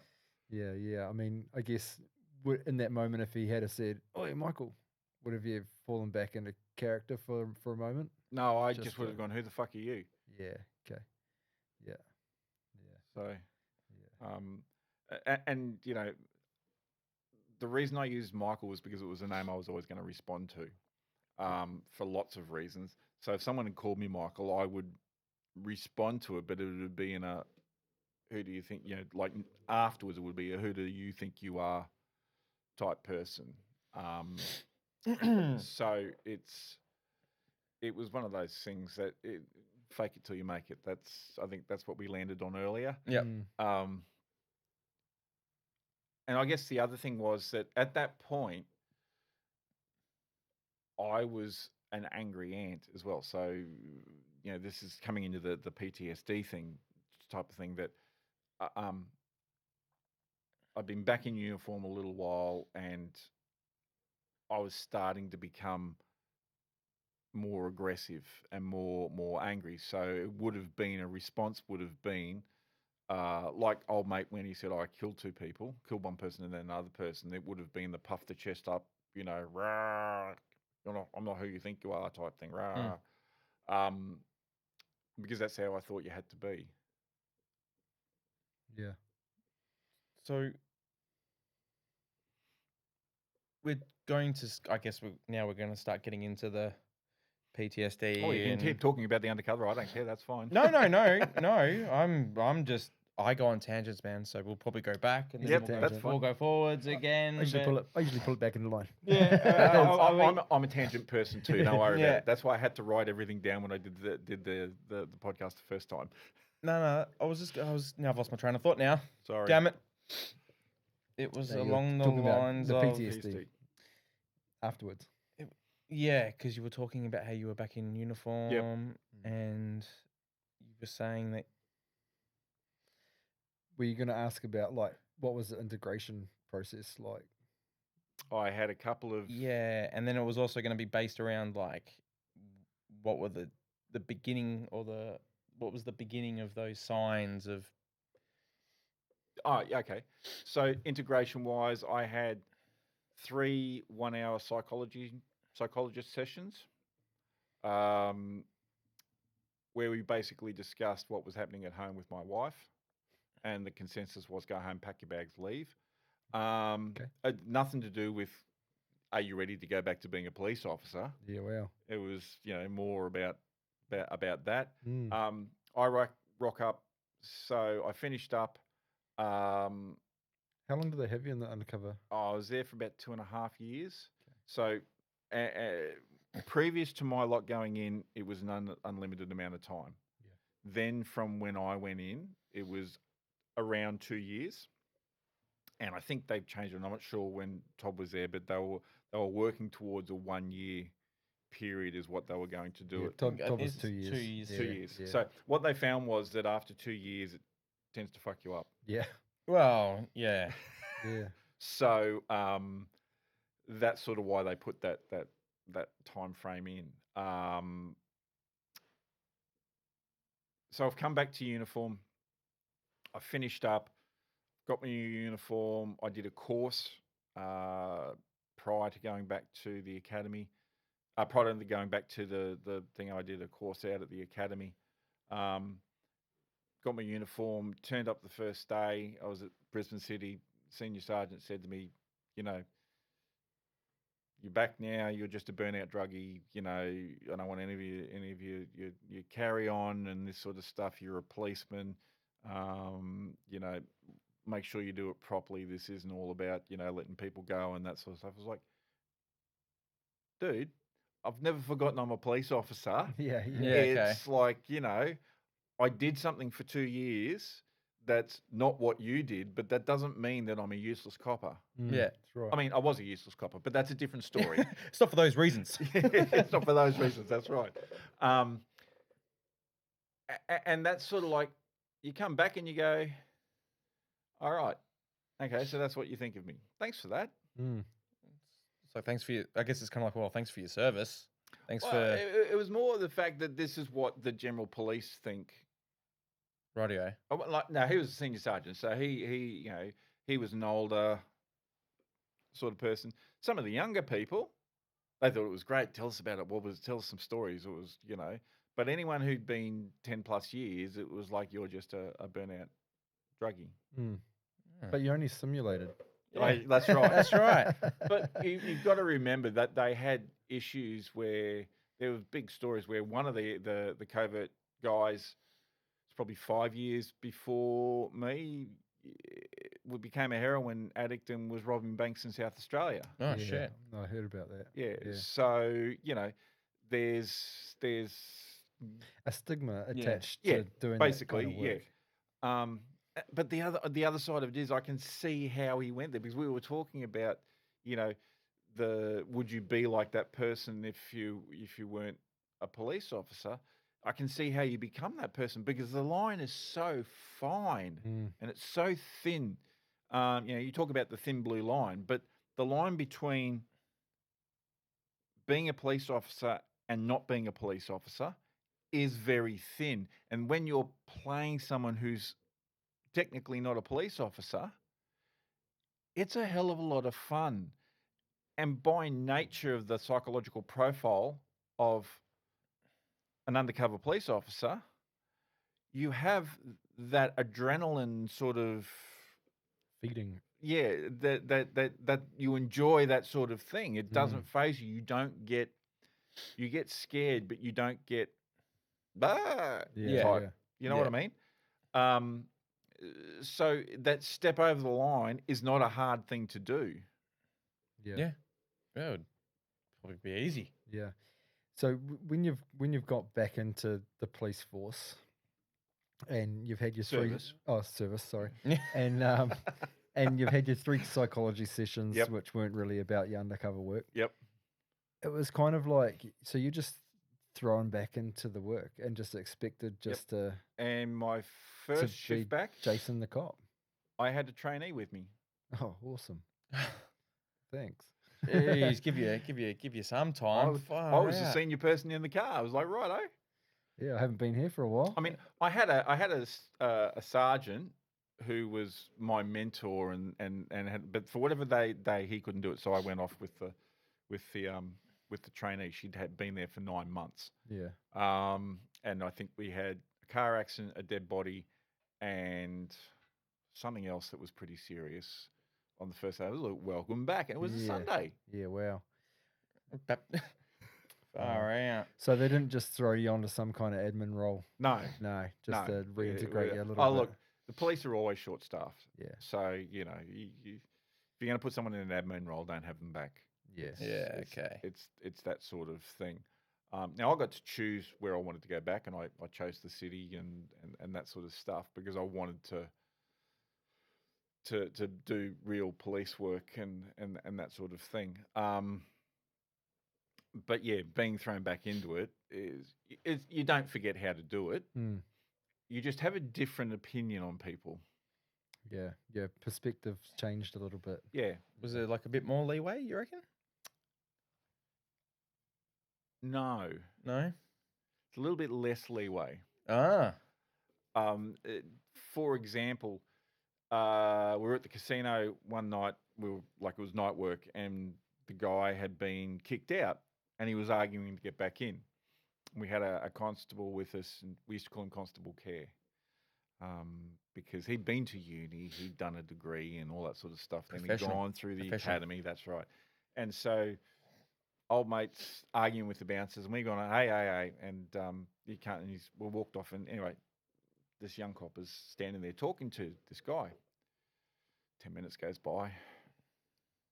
20 minutes goes by. He's still standing there talking to him and explaining things to him. Another 5 minutes, I've walked up and I said, mate, you fuck off and go home or you get arrested. And the guys looked at me. I said, I can count down from 5 if you like, or you can leave.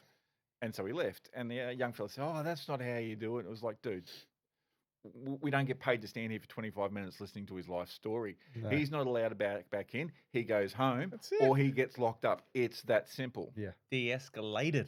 Yeah. Well, yeah. But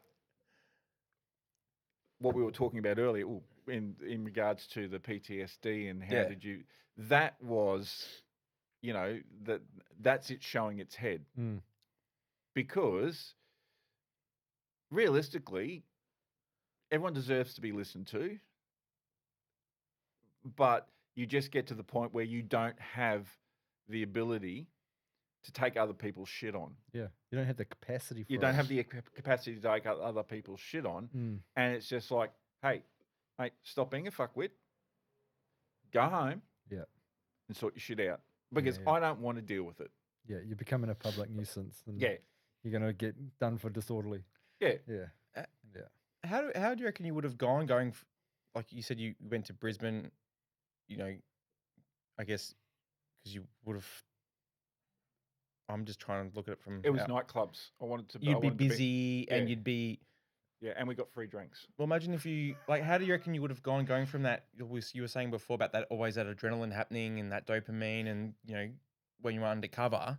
Sorry, not dopamine, but the adrenaline. So imagine same thing. same thing. But imagine going. But how do you reckon? different types. Okay, so the thing with Undercover is you have a hit when you. That's probably the wrong terminology, isn't it? No. When you're doing it. Yeah. Yeah. So when you do the buy and that sort of stuff, but it might be 4 days between it, and so you're sitting there for 4 days.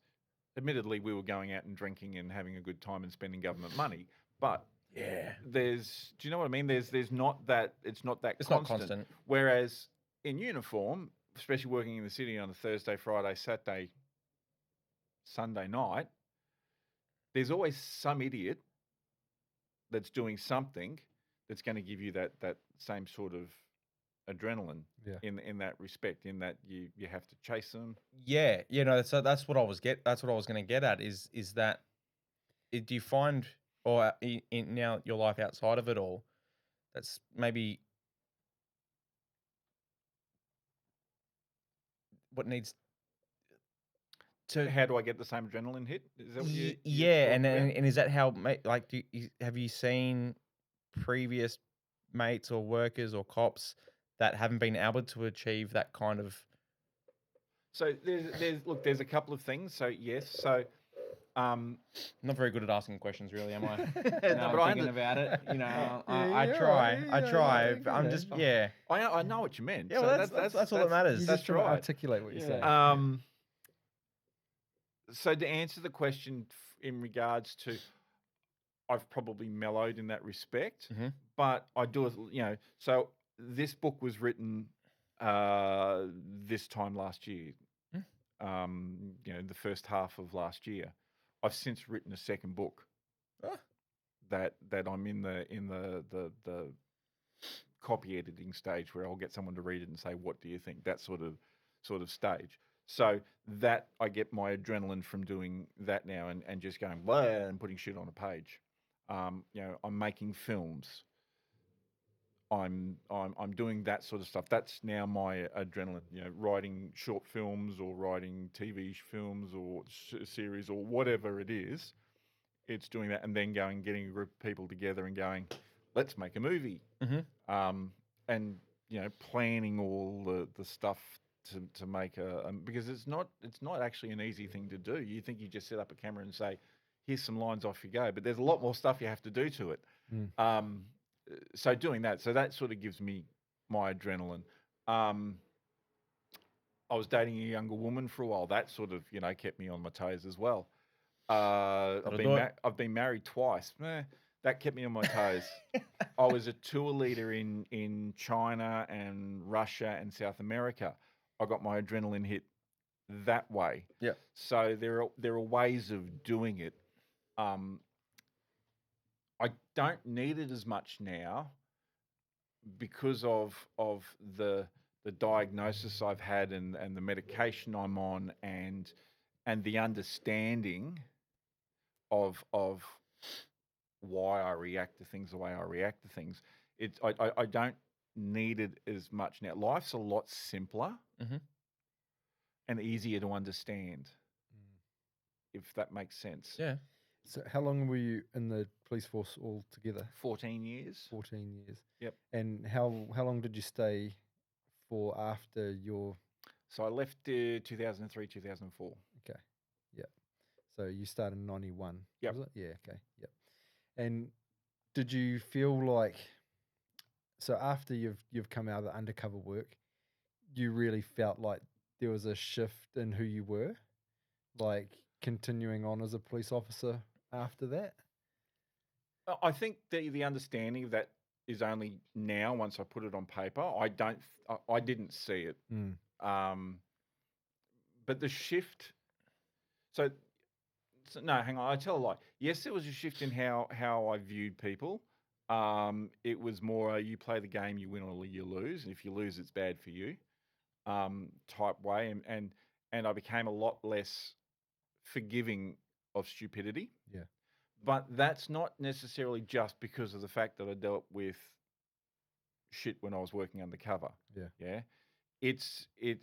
It comes back to this accumulated trauma, not in the sense of something bad's happened to me, but trauma in the sense of dealing with dickheads, seeing bad things, having traumatic episodes of pointing a gun at you or being shot at or whatever it is.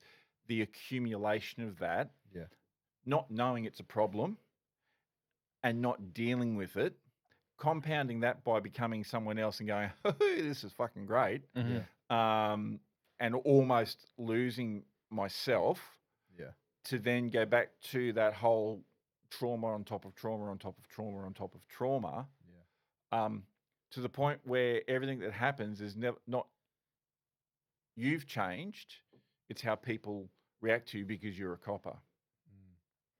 When you had the time off, like in between operations, like while you're undercover, how did you switch off from being Michael back to Jason? Like, how was that transition? Like, did you struggle? Yeah. Towards the end, you would have struggled more than at the start. So there was a group of us. There was 3 or 4 of us that were close mates, and we'd hang out together when we were on operations. But we'd also hang out together when we weren't on operations. Yeah. So I'd spend time. There was a lot of downtime at home, but I'd go into the office and it was like, hey, we're going out for a drink. Yeah, all right, not a problem. And my wife was a nurse, so she was working shift work. And it'd be like, oh yeah, well, she's on shift tonight, I'm going out, that sort of thing. So you had the ability to decompress with those who understood. Yes. Yeah. So that would have helped. It did, but it also caused a problem because when you go out, we were playing the parts that we were. Yeah. Do you know what I mean? I wasn't Jason going out. No. You were back to being Michael. I was pretending to be someone else. Yeah. That's right. And that caused problems in a whole bunch of different ways because Jason was married.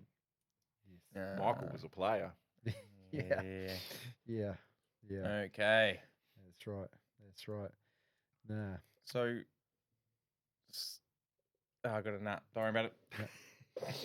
That's right. And so, after you've left the police force, what made you leave? Because 14 years isn't. Is that deemed to be a long time to be in the police force? No, probably not. Now, No. yes. Yeah, But back then, once you became a copper, that was it. You were there for 30, 40 years. that's right. That's right. So a couple of things happened. It's funny. There was used to be this thing called the Police Gazette. It was a little paper booklet that came out every second Friday, I think it was, and it had all the legislation changes that you had to be aware of. It had all the promotions that had happened, and it had all the jobs that were available that you could apply for, and then it had all the death notices of the former police officers. Yeah, well. And you'd sit there and you'd read it, and like the retirement age back then was 55, and it'd be like, John Smith, 57, Fred Johnson, 56. It was all within 2 or 3 years. So in the back of your mind, you're going, that's my life expectancy, is it? I arrested a fella on a failure to appear warrant, which means he was given bail to turn up to court. You didn't turn up to court, failed to appear. Yep. So, you get put in jail, do not pass go until the next morning. His girlfriend made a complaint that I'd unlawfully arrested him and locked him up, that he shouldn't have been locked up overnight.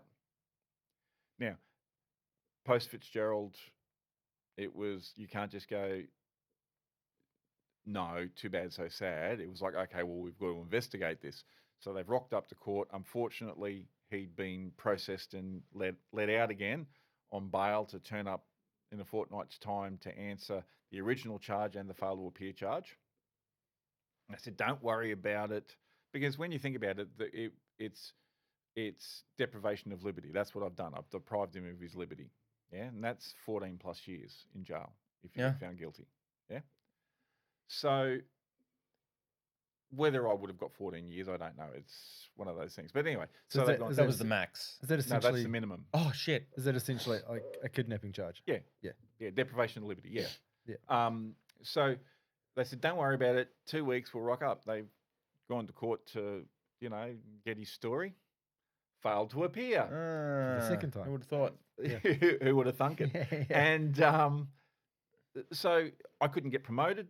I couldn't transfer. I couldn't do anything because I had this charge hanging over me, this investigation hanging over me.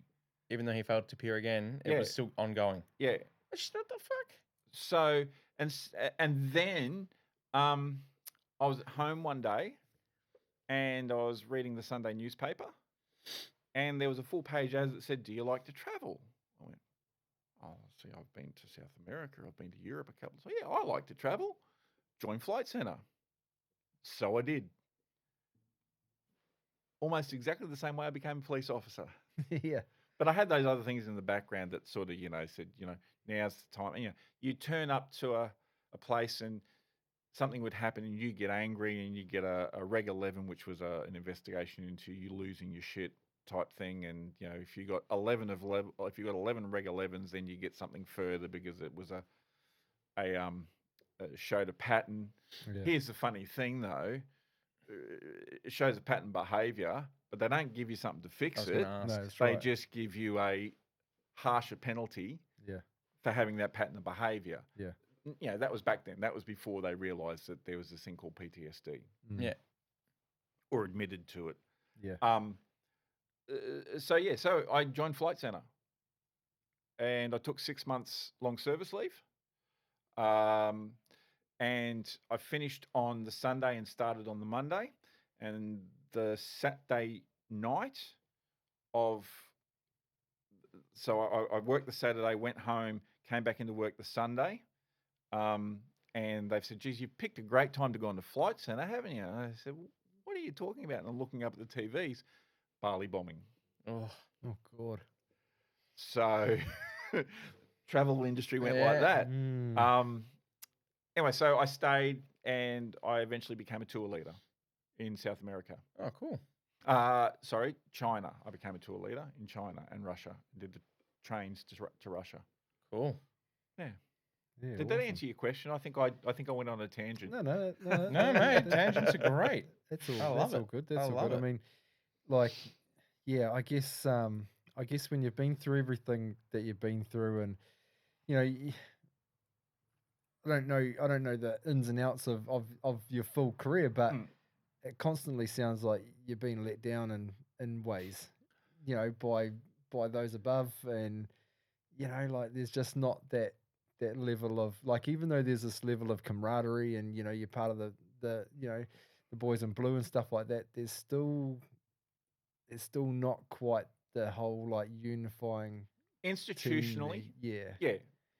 And it's not just me. Yeah. Every police That's officer right. that's They feel ever that. been has Yeah. been institutionally let down. Yeah. Now, I would say things have changed, and look, I know things are changing because I had a meeting with the police union just recently in regards to another project, which you guys I'll talk about hopefully soon as well. But they've been given a substantial amount of money from the government to set up a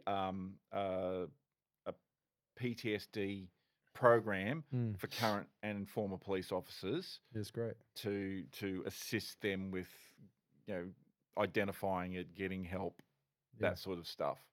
Yeah.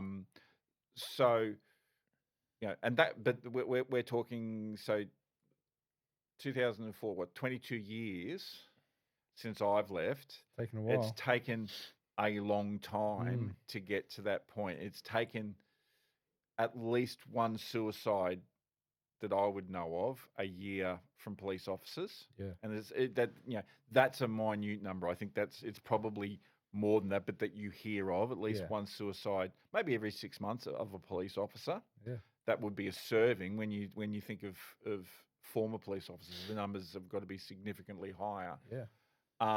To get to this point where someone's gone, you know what, we've got a problem, let's do something about it, and that's institutionally. Yeah. Yeah. Because back in my day when you grew up, it was, even when I went into recruitment, my manager used to say to me, go and drink a warm cup of cement and harden the fuck up. That's right. And that's what it was. That's what you did. You weren't allowed to have feelings. You weren't allowed to have emotions. You weren't allowed to cry or do any of those sorts of things because it was just, that's not what men do. No. And then you compound that with you're a man who's a police officer, God forbid any female in the police, because they were judged even harsher. You're a police officer and you're not allowed to get emotionally upset about things. Whereas they're a profession that should be allowed to cry and should be encouraged to be upset and talk about their feelings. Yeah. Yeah. That's right. So it doesn't Purge come out it. so it doesn't come out in other ways. Yeah, it's got to Other- come out healthy. Other Yeah. detrimental ways. That's right. Yeah. And, which is what it did in me. Yeah. Yeah. Any of these things that they're doing now for PTSD, how applicable would that be while you're in the undercover field? Like, is there anything that they can do to kind of like get ahead of the game, knowing that? I think they're debriefed now with a psychologist after every operation. Mm. Okay. And I don't think now that they go to the squad and they're just in the squad. I think they're detectives or whatever it is, and it's like you're doing real police work, and it's like, hey, we've got a job. You now go and do this job. I think that's the way it works. I'm not 100% certain. Yeah. I've been out for a long time, Yeah. but that would it'd make more sense, but less sense in the way as well, because I did an interview with a fella from the States who was an undercover police officer, but he was also in the drug squad. So he would be out kicking indoors and then the next week pretending he was someone else buying drugs. Mm. Yeah. So that's a lot more dangerous, I would have thought. Yeah. Yeah. But I think, I would like to think that they're doing a lot more now on that whole psychological looking after people. Yeah. I'm not 100% confident that they're at the level they should be, but I believe they've made enough changes that they at least acknowledge it. And look, the biggest problem with any organisation, government or otherwise, is if you start going, yeah, we fucked up, it'll be, can I have my money now, thanks. Absolutely. Yeah. That's right. People say to me, "Oh, why didn't you sue the government for PTSD?" And for years it was because I don't have it. I'm fine. Mm. You fuck it. Don't give me a hard time. Do you know what I mean? But I've not been tested and said I've had PTSD. I've got PTSD-like symptoms. It's a similar sort of thing. Yeah. So, but that anger is the accumulation of all the trauma that's happened That's right. over those years. Mm. Yeah, it's also the trauma that happened from when I was a kid as well, you know. But the policing has exacerbated it to a certain extent, and then that whole, you know, harden the fuck up, keep quiet, real men don't cry, all those sorts of things. It just exacerbates it. Do you think that culture's still? I mean, you know, you said that you've been out of it a long time, yeah. But would you think that culture still exists to some degree in the police force? Yes. Because you got to Well, be no, look, I'm going to say yes, and I know it does. because you got to be tough. You got to be tough. You got to be a tough guy to be a cop, right? Yeah, but you know, Kind of. I've, as I was saying to you guys, and I'll bring this up now. So I'm doing a documentary. I've started the process of doing a documentary on PTSD and policing. So I've done interviews with about 12 people around Australia, 12 ex-police officers. Awesome. And the one thing I've found is that organisations and the institutions are aware of it, but it comes back to this: they don't want to acknowledge it to the full extent that it should be, purely because of the fact that you're going to have people going, Yeah, and you know, we could send our governments broke. Yeah, that's right. And I don't think they're doing. They do things that someone who doesn't understand, and this is just my opinion, some academic who doesn't actually understand policing might understand trauma and mental health. Yeah. From an academic point of view, but don't actually understand policing and what happens in there, because it's all right to say, oh, you should be allowed to let the police cry, and they should be, but that's not how police are seen. That's not. Do you know what I mean? It's not the reality of the situation. So you've got to adapt what you need to do within the police, so they still have that ability to be, I don't want to say the tough guy, but the authority figure, without feeling or being made to feel like they're too sensitive or too this or too that. So I think there needs to be a lot of work done around that. And then the other thing is that they say, oh, you know, if you've got a problem, go see a psychologist. We'll give you a psychologist. Rah, rah, rah. The rumours I'm hearing, and these aren't confirmed, these are just scuttlebutt type things, is that they're then being asked for the information about what they've talked about to see if there are any psychological issues. Yeah. And it's like, well, that's not very confidential, is it? No, but it's also, you know, why the hell would someone want to go and talk to someone if they think that the bosses are only going to use it against them? That's right. that's yeah. Yeah. So I was actually able to find some of the statistics on serving police officers suicides. At least in Western Australia, between 2000 and 2020, there was one on average every 2 months. Yeah, there you go. So you multiply that across Australia, what, 7 states? Yeah. You've got a greater number in New South Wales and Victoria. You know, you're Highest looking. number in New South Wales, highest proportionate in Tasmania. Yep. So, you know, what we're looking at closer to 60 or 70 a year of serving, you know, then Right. put in those that have left. Yeah. And then you're not taking into ambulance service and fireys as That's well. right. Yeah.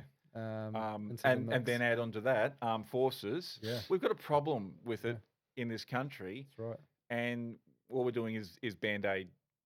Yeah. Band-Aid solutions, realistically, because the culture we have is don't talk about it. Yeah. That's what I'm like through a lot of people that have come through the potty, you know, whether they've been army or servicing services. It's very, very Band-Aidy. Yeah. Very Band-Aidy. Yeah. Well, like I was saying before the podcast, you know, I got a good friend who he's in the ambulance service, and Yep. he's making his way out of it to become a mental health worker to Yep. help those coming out of the services, because there's obviously a need for that, and he's obviously seen that there's probably not as much help within the services as they need. And yeah, because I mean,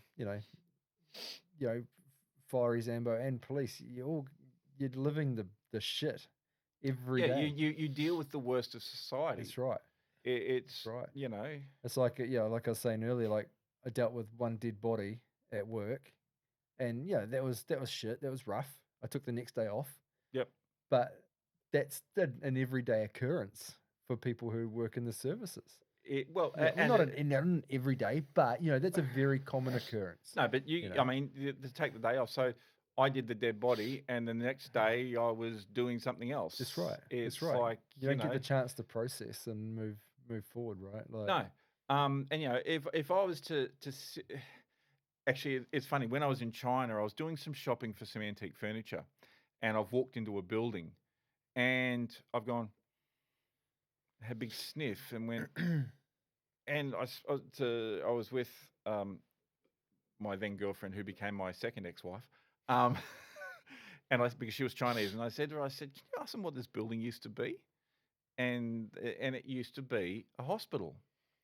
The smell never leaves. And the smell never leaves you, and it's that morgue smell that I sort of got, and it was like, and it never leaves you. But dead bodies, I probably over a 14-year period, maybe 30. Yeah. From that's still a lot. It is. So I had the one in summer. Then the next one was a young fella who'd been out drinking, fallen asleep in a driveway, and it got run over. And he was the same age as my brother. Oh, far out. And I had to watch the autopsy. But still, that can't not affect you. No, of course not. Yeah. But you just go on to the next day, you go on to something else. Yeah. So what are the you reckon the early signs that you probably may have missed about the PTSD? And you said you spent all this time saying nah, it's not me. But what in my case? Well, yeah. Well, what would you say to someone who wasn't so sure that they think that they might? Well, because it seems like a short fuse is. So anger. So a short fuse. When someone says something to you and you immediately take it as a criticism. Okay. When someone challenges your authority. Okay. When the big one is driving and someone cuts you off and you blow up deluxe and you chase them and you do this and you do that. Or someone you get angry at things that you shouldn't get angry at. So for a long period of time, I did that sort of stuff, and it got gradually worse and worse and worse and worse. And it's not me. It's you think what I'm doing is wrong. And it's funny. People used to say to me, "Can you stop yelling?" I go, "I'm not yelling." "Yeah, no, you are." I said, "This is my police voice. It's not yelling." It was fucking yelling. But I didn't see it as yelling. I didn't hear it as yelling. Yeah. I heard it as my police voice. Okay. And it was just a part of me, but I was yelling. Yeah. Yeah. And it was aggressive. And it was, I remember I was at work, and I worked with a bunch of girls, and one of the girls, there was two of us late, and we were rushing to get something done. She said something to me, and I snapped back at her. And the comment was, "She's scared to work with you now." And it was like, what the fuck? All I did was say, "I'm busy, can you leave me alone?" It's tone. And it was the tone, and it was the way I said it, and the sharpness and the abruptness and do you know what I mean? All those things that was just me going, "Oh, you're overreacting because you're a female and you think I'm an ex-copper." Where it was me. Yeah. So you can see that now that it was I can see that now, yeah. And look, what happened was it gradually got worse and worse and worse and worse and worse until I had a blow up at work, an absolute meltdown. And it was like, you're on leave with full pay, but we're going to see where this goes. I was lying in bed, and I went, "No, fuck it, tap out. That's it. There's no point." And that lasted that long, thankfully. I'm very lucky that I'm a positive person, and for someone who's not as positive, who has that thought, Mm, it could have gone a completely different way. of course. But I called my doctor, and it wasn't, I've got an appointment in 4 weeks, come and see me. It was, I'm clearing some space, we're going to have a phone consultation. Had the phone consultation.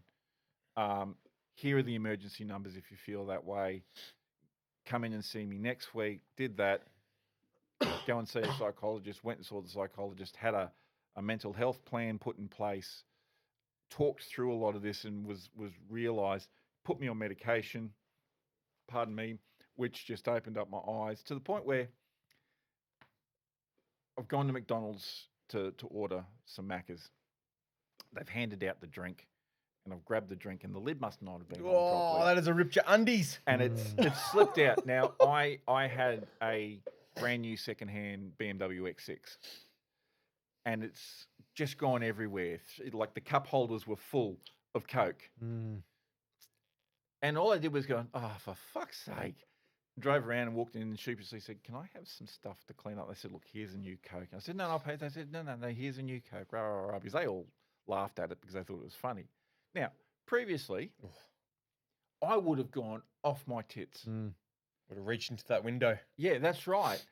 But the change, one from the medication enabled me to short circuit that and stop and go, that's not the appropriate response. That's what people need to understand about the medication. Yeah. It doesn't just fix you. It just gives you the chance to allow you that part in your brain to give you time to de-escalate yourself. That's right. So what it's as my doctor explained it to me, it's like putting more RAM into a computer. Yep. You're putting more RAM into your brain. So the neural pathways that you've developed over all these years that's how your defense mechanism. It's like putting in a little thing that goes, "Dude, you're fucking wrong," Mm-hmm. Yep. and fixing it. So for me, it was anger. It was getting angry. It was yelling and screaming, and it was never physical violence. Because I can't fight my way out of a wet paper bag. So that was probably, something I learned very easy. I damaged my knee in Mount Isa when I was arresting an Indigenous fella, and he's picked me up and he's dumped me on my back, and here I am with this torch trying to hit him, trying to get him off me, and it wasn't working. So Yeah. I can't fight. Yeah. Okay. So that's why mine never came to that. But aggression was how it came out, and yelling at people and exploding at things that people would go, "What are you getting upset about?" And it's like, you don't understand. I can see how that can come to physical violence and how people can become physically violent. I can also see how it then becomes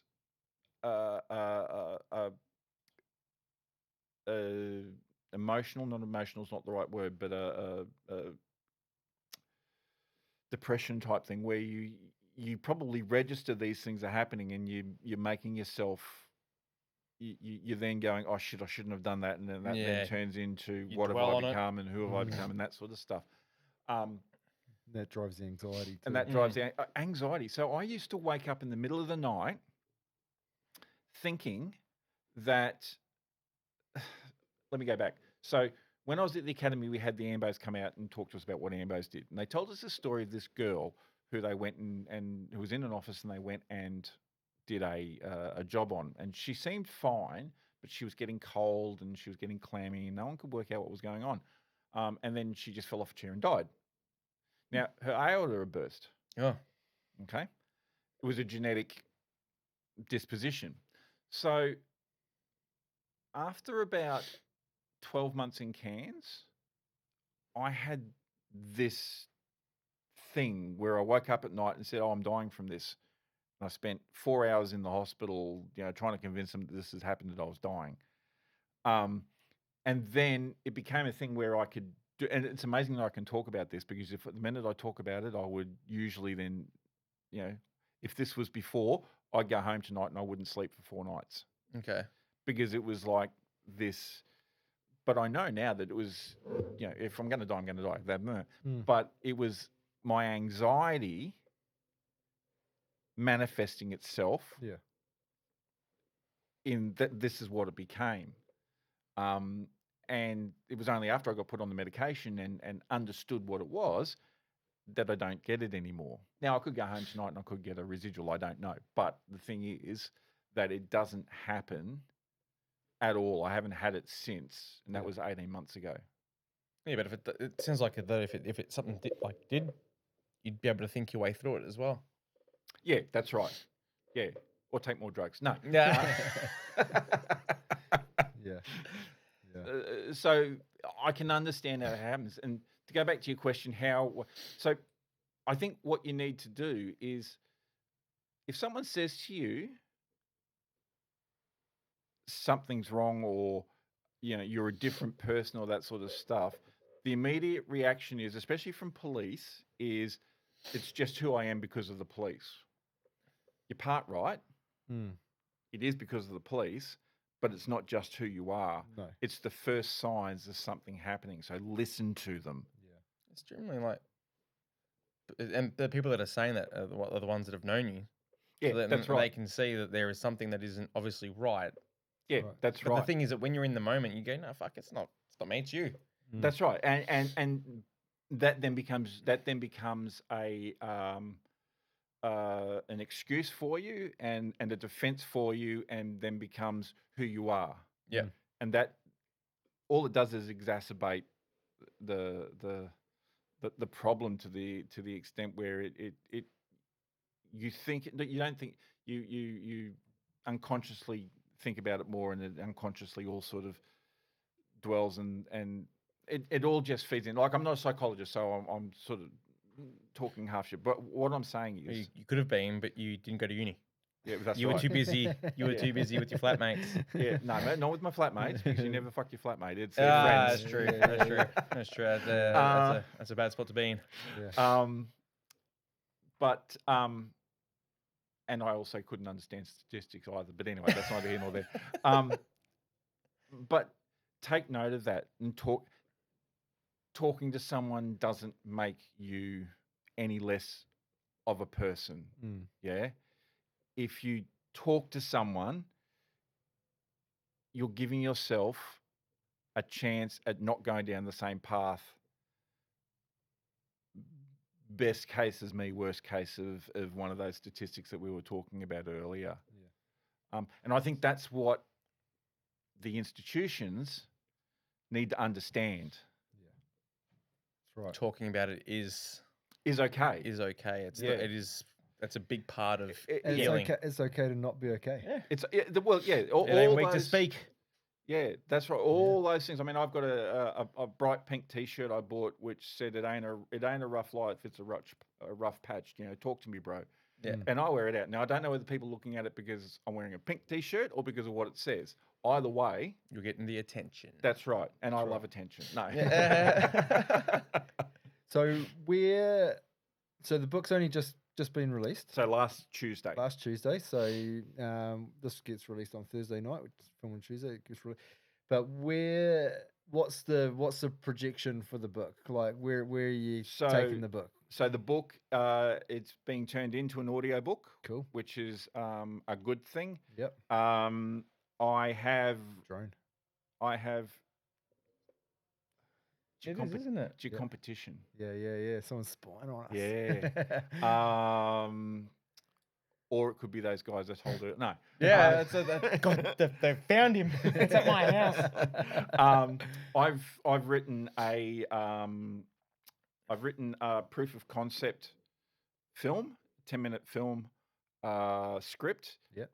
And at the moment, it's made the semi-finals of a thing called the Outstanding Screenplay Awards, Awesome. which is an international competition. Okay. So we'll see how that goes. Trying to get funding to make that, to show that it could be. I've actually written it as a TV series.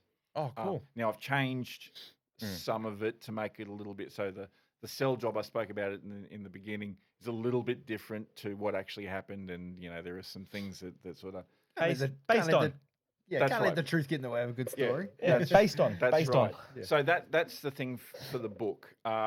Off the back of the book, we're also doing the documentary because it's something I'm passionate about, and I'm having That's good. if one person listens to this or watches the doco when we get it made next year, or reads the book and goes, oh yeah, okay, then job done. That's what it's Yeah. about, isn't it? Yeah. Yeah. As I said, I've just finished a second book, the manuscript. I'm going through the editing stage of that. Without divulging too much, is the second book a lead on from this one? No. So The it's second completely book different. is a complete fiction. Yep. But a crime Cool. thriller, Oh, cool. and it shows my twisted mind. Yeah, cool, man. Cool. Hey. Awesome. Who's the person doing the audio? Yes, The I don't know audio who book. it is. Oh, you don't know who it is? No, I've heard his voice, but I don't know. It's all I know is I don't think it's like one of the brothers or Mel Gibson or anything like that. Oh man, or Jacob Elordi or anything. I'd always like that. want if someone was going to do an audio book or narrate my life, it has to obviously be there's three people: Morgan Freeman, David Attenborough, and Hugo Weaving. There you go. Yeah, Mr. Anderson. yeah, Yeah. yeah. This is just a voice actor who's doing it. Oh, cool. But apparently the audiobooks isn't, you can't just automatically say, I want an audiobook done. It's the same process of writing a book and having a publisher pick it up. A publisher has to pick it up and say, yes, I think this will make a good audio Really? book. Yeah. It costs wow. a lot of money. You've got to then pay for the voice actor and Yeah. then studio time for the voice actor. Yeah. Like, think about how long it would take to read that book out word for word. Oh, if that was my job, I'd punch it out in a day or two. So there's a lot of money in it, and they've got to okay. know they've got to get their return and Yeah. pay me. Yeah. Oh. I think paying me's the end part, but I had no idea that's how it went. I just thought Yeah. it was like, oh yeah, okay, we'll make you we'll produce the book, and then as part of the book, you will do an audio. Your No. your voice acting studios, thousands of dollars a day before you've got the people in there to staff it. So the editor actually, the publisher, Big Sky Publishing, shout out to Big Sky Publishing. They actually went and Denny is the guy's name who found me. They went and pushed it to those companies, production companies, to get it made. Wow. Awesome. Right. Awesome, man. And your website? No, Not yet. no. Socials. Where can people find the book? So, well, the book's online, Amazon and Booktopia. Okay. Okay. Big W nationally stock it, Okay. which I thought was cool. Yep. The airport store. So if you're going on a trip somewhere, Yeah. the airport, you can buy it. Twice That's the cool. price. Yeah. Here in Queensland, Collins bookstores. Okay.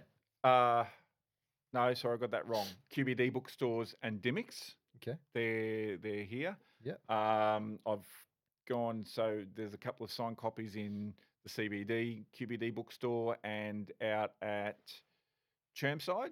Okay. And I'm going to go to Indooroopilly and is it Strathpine's the big one out here?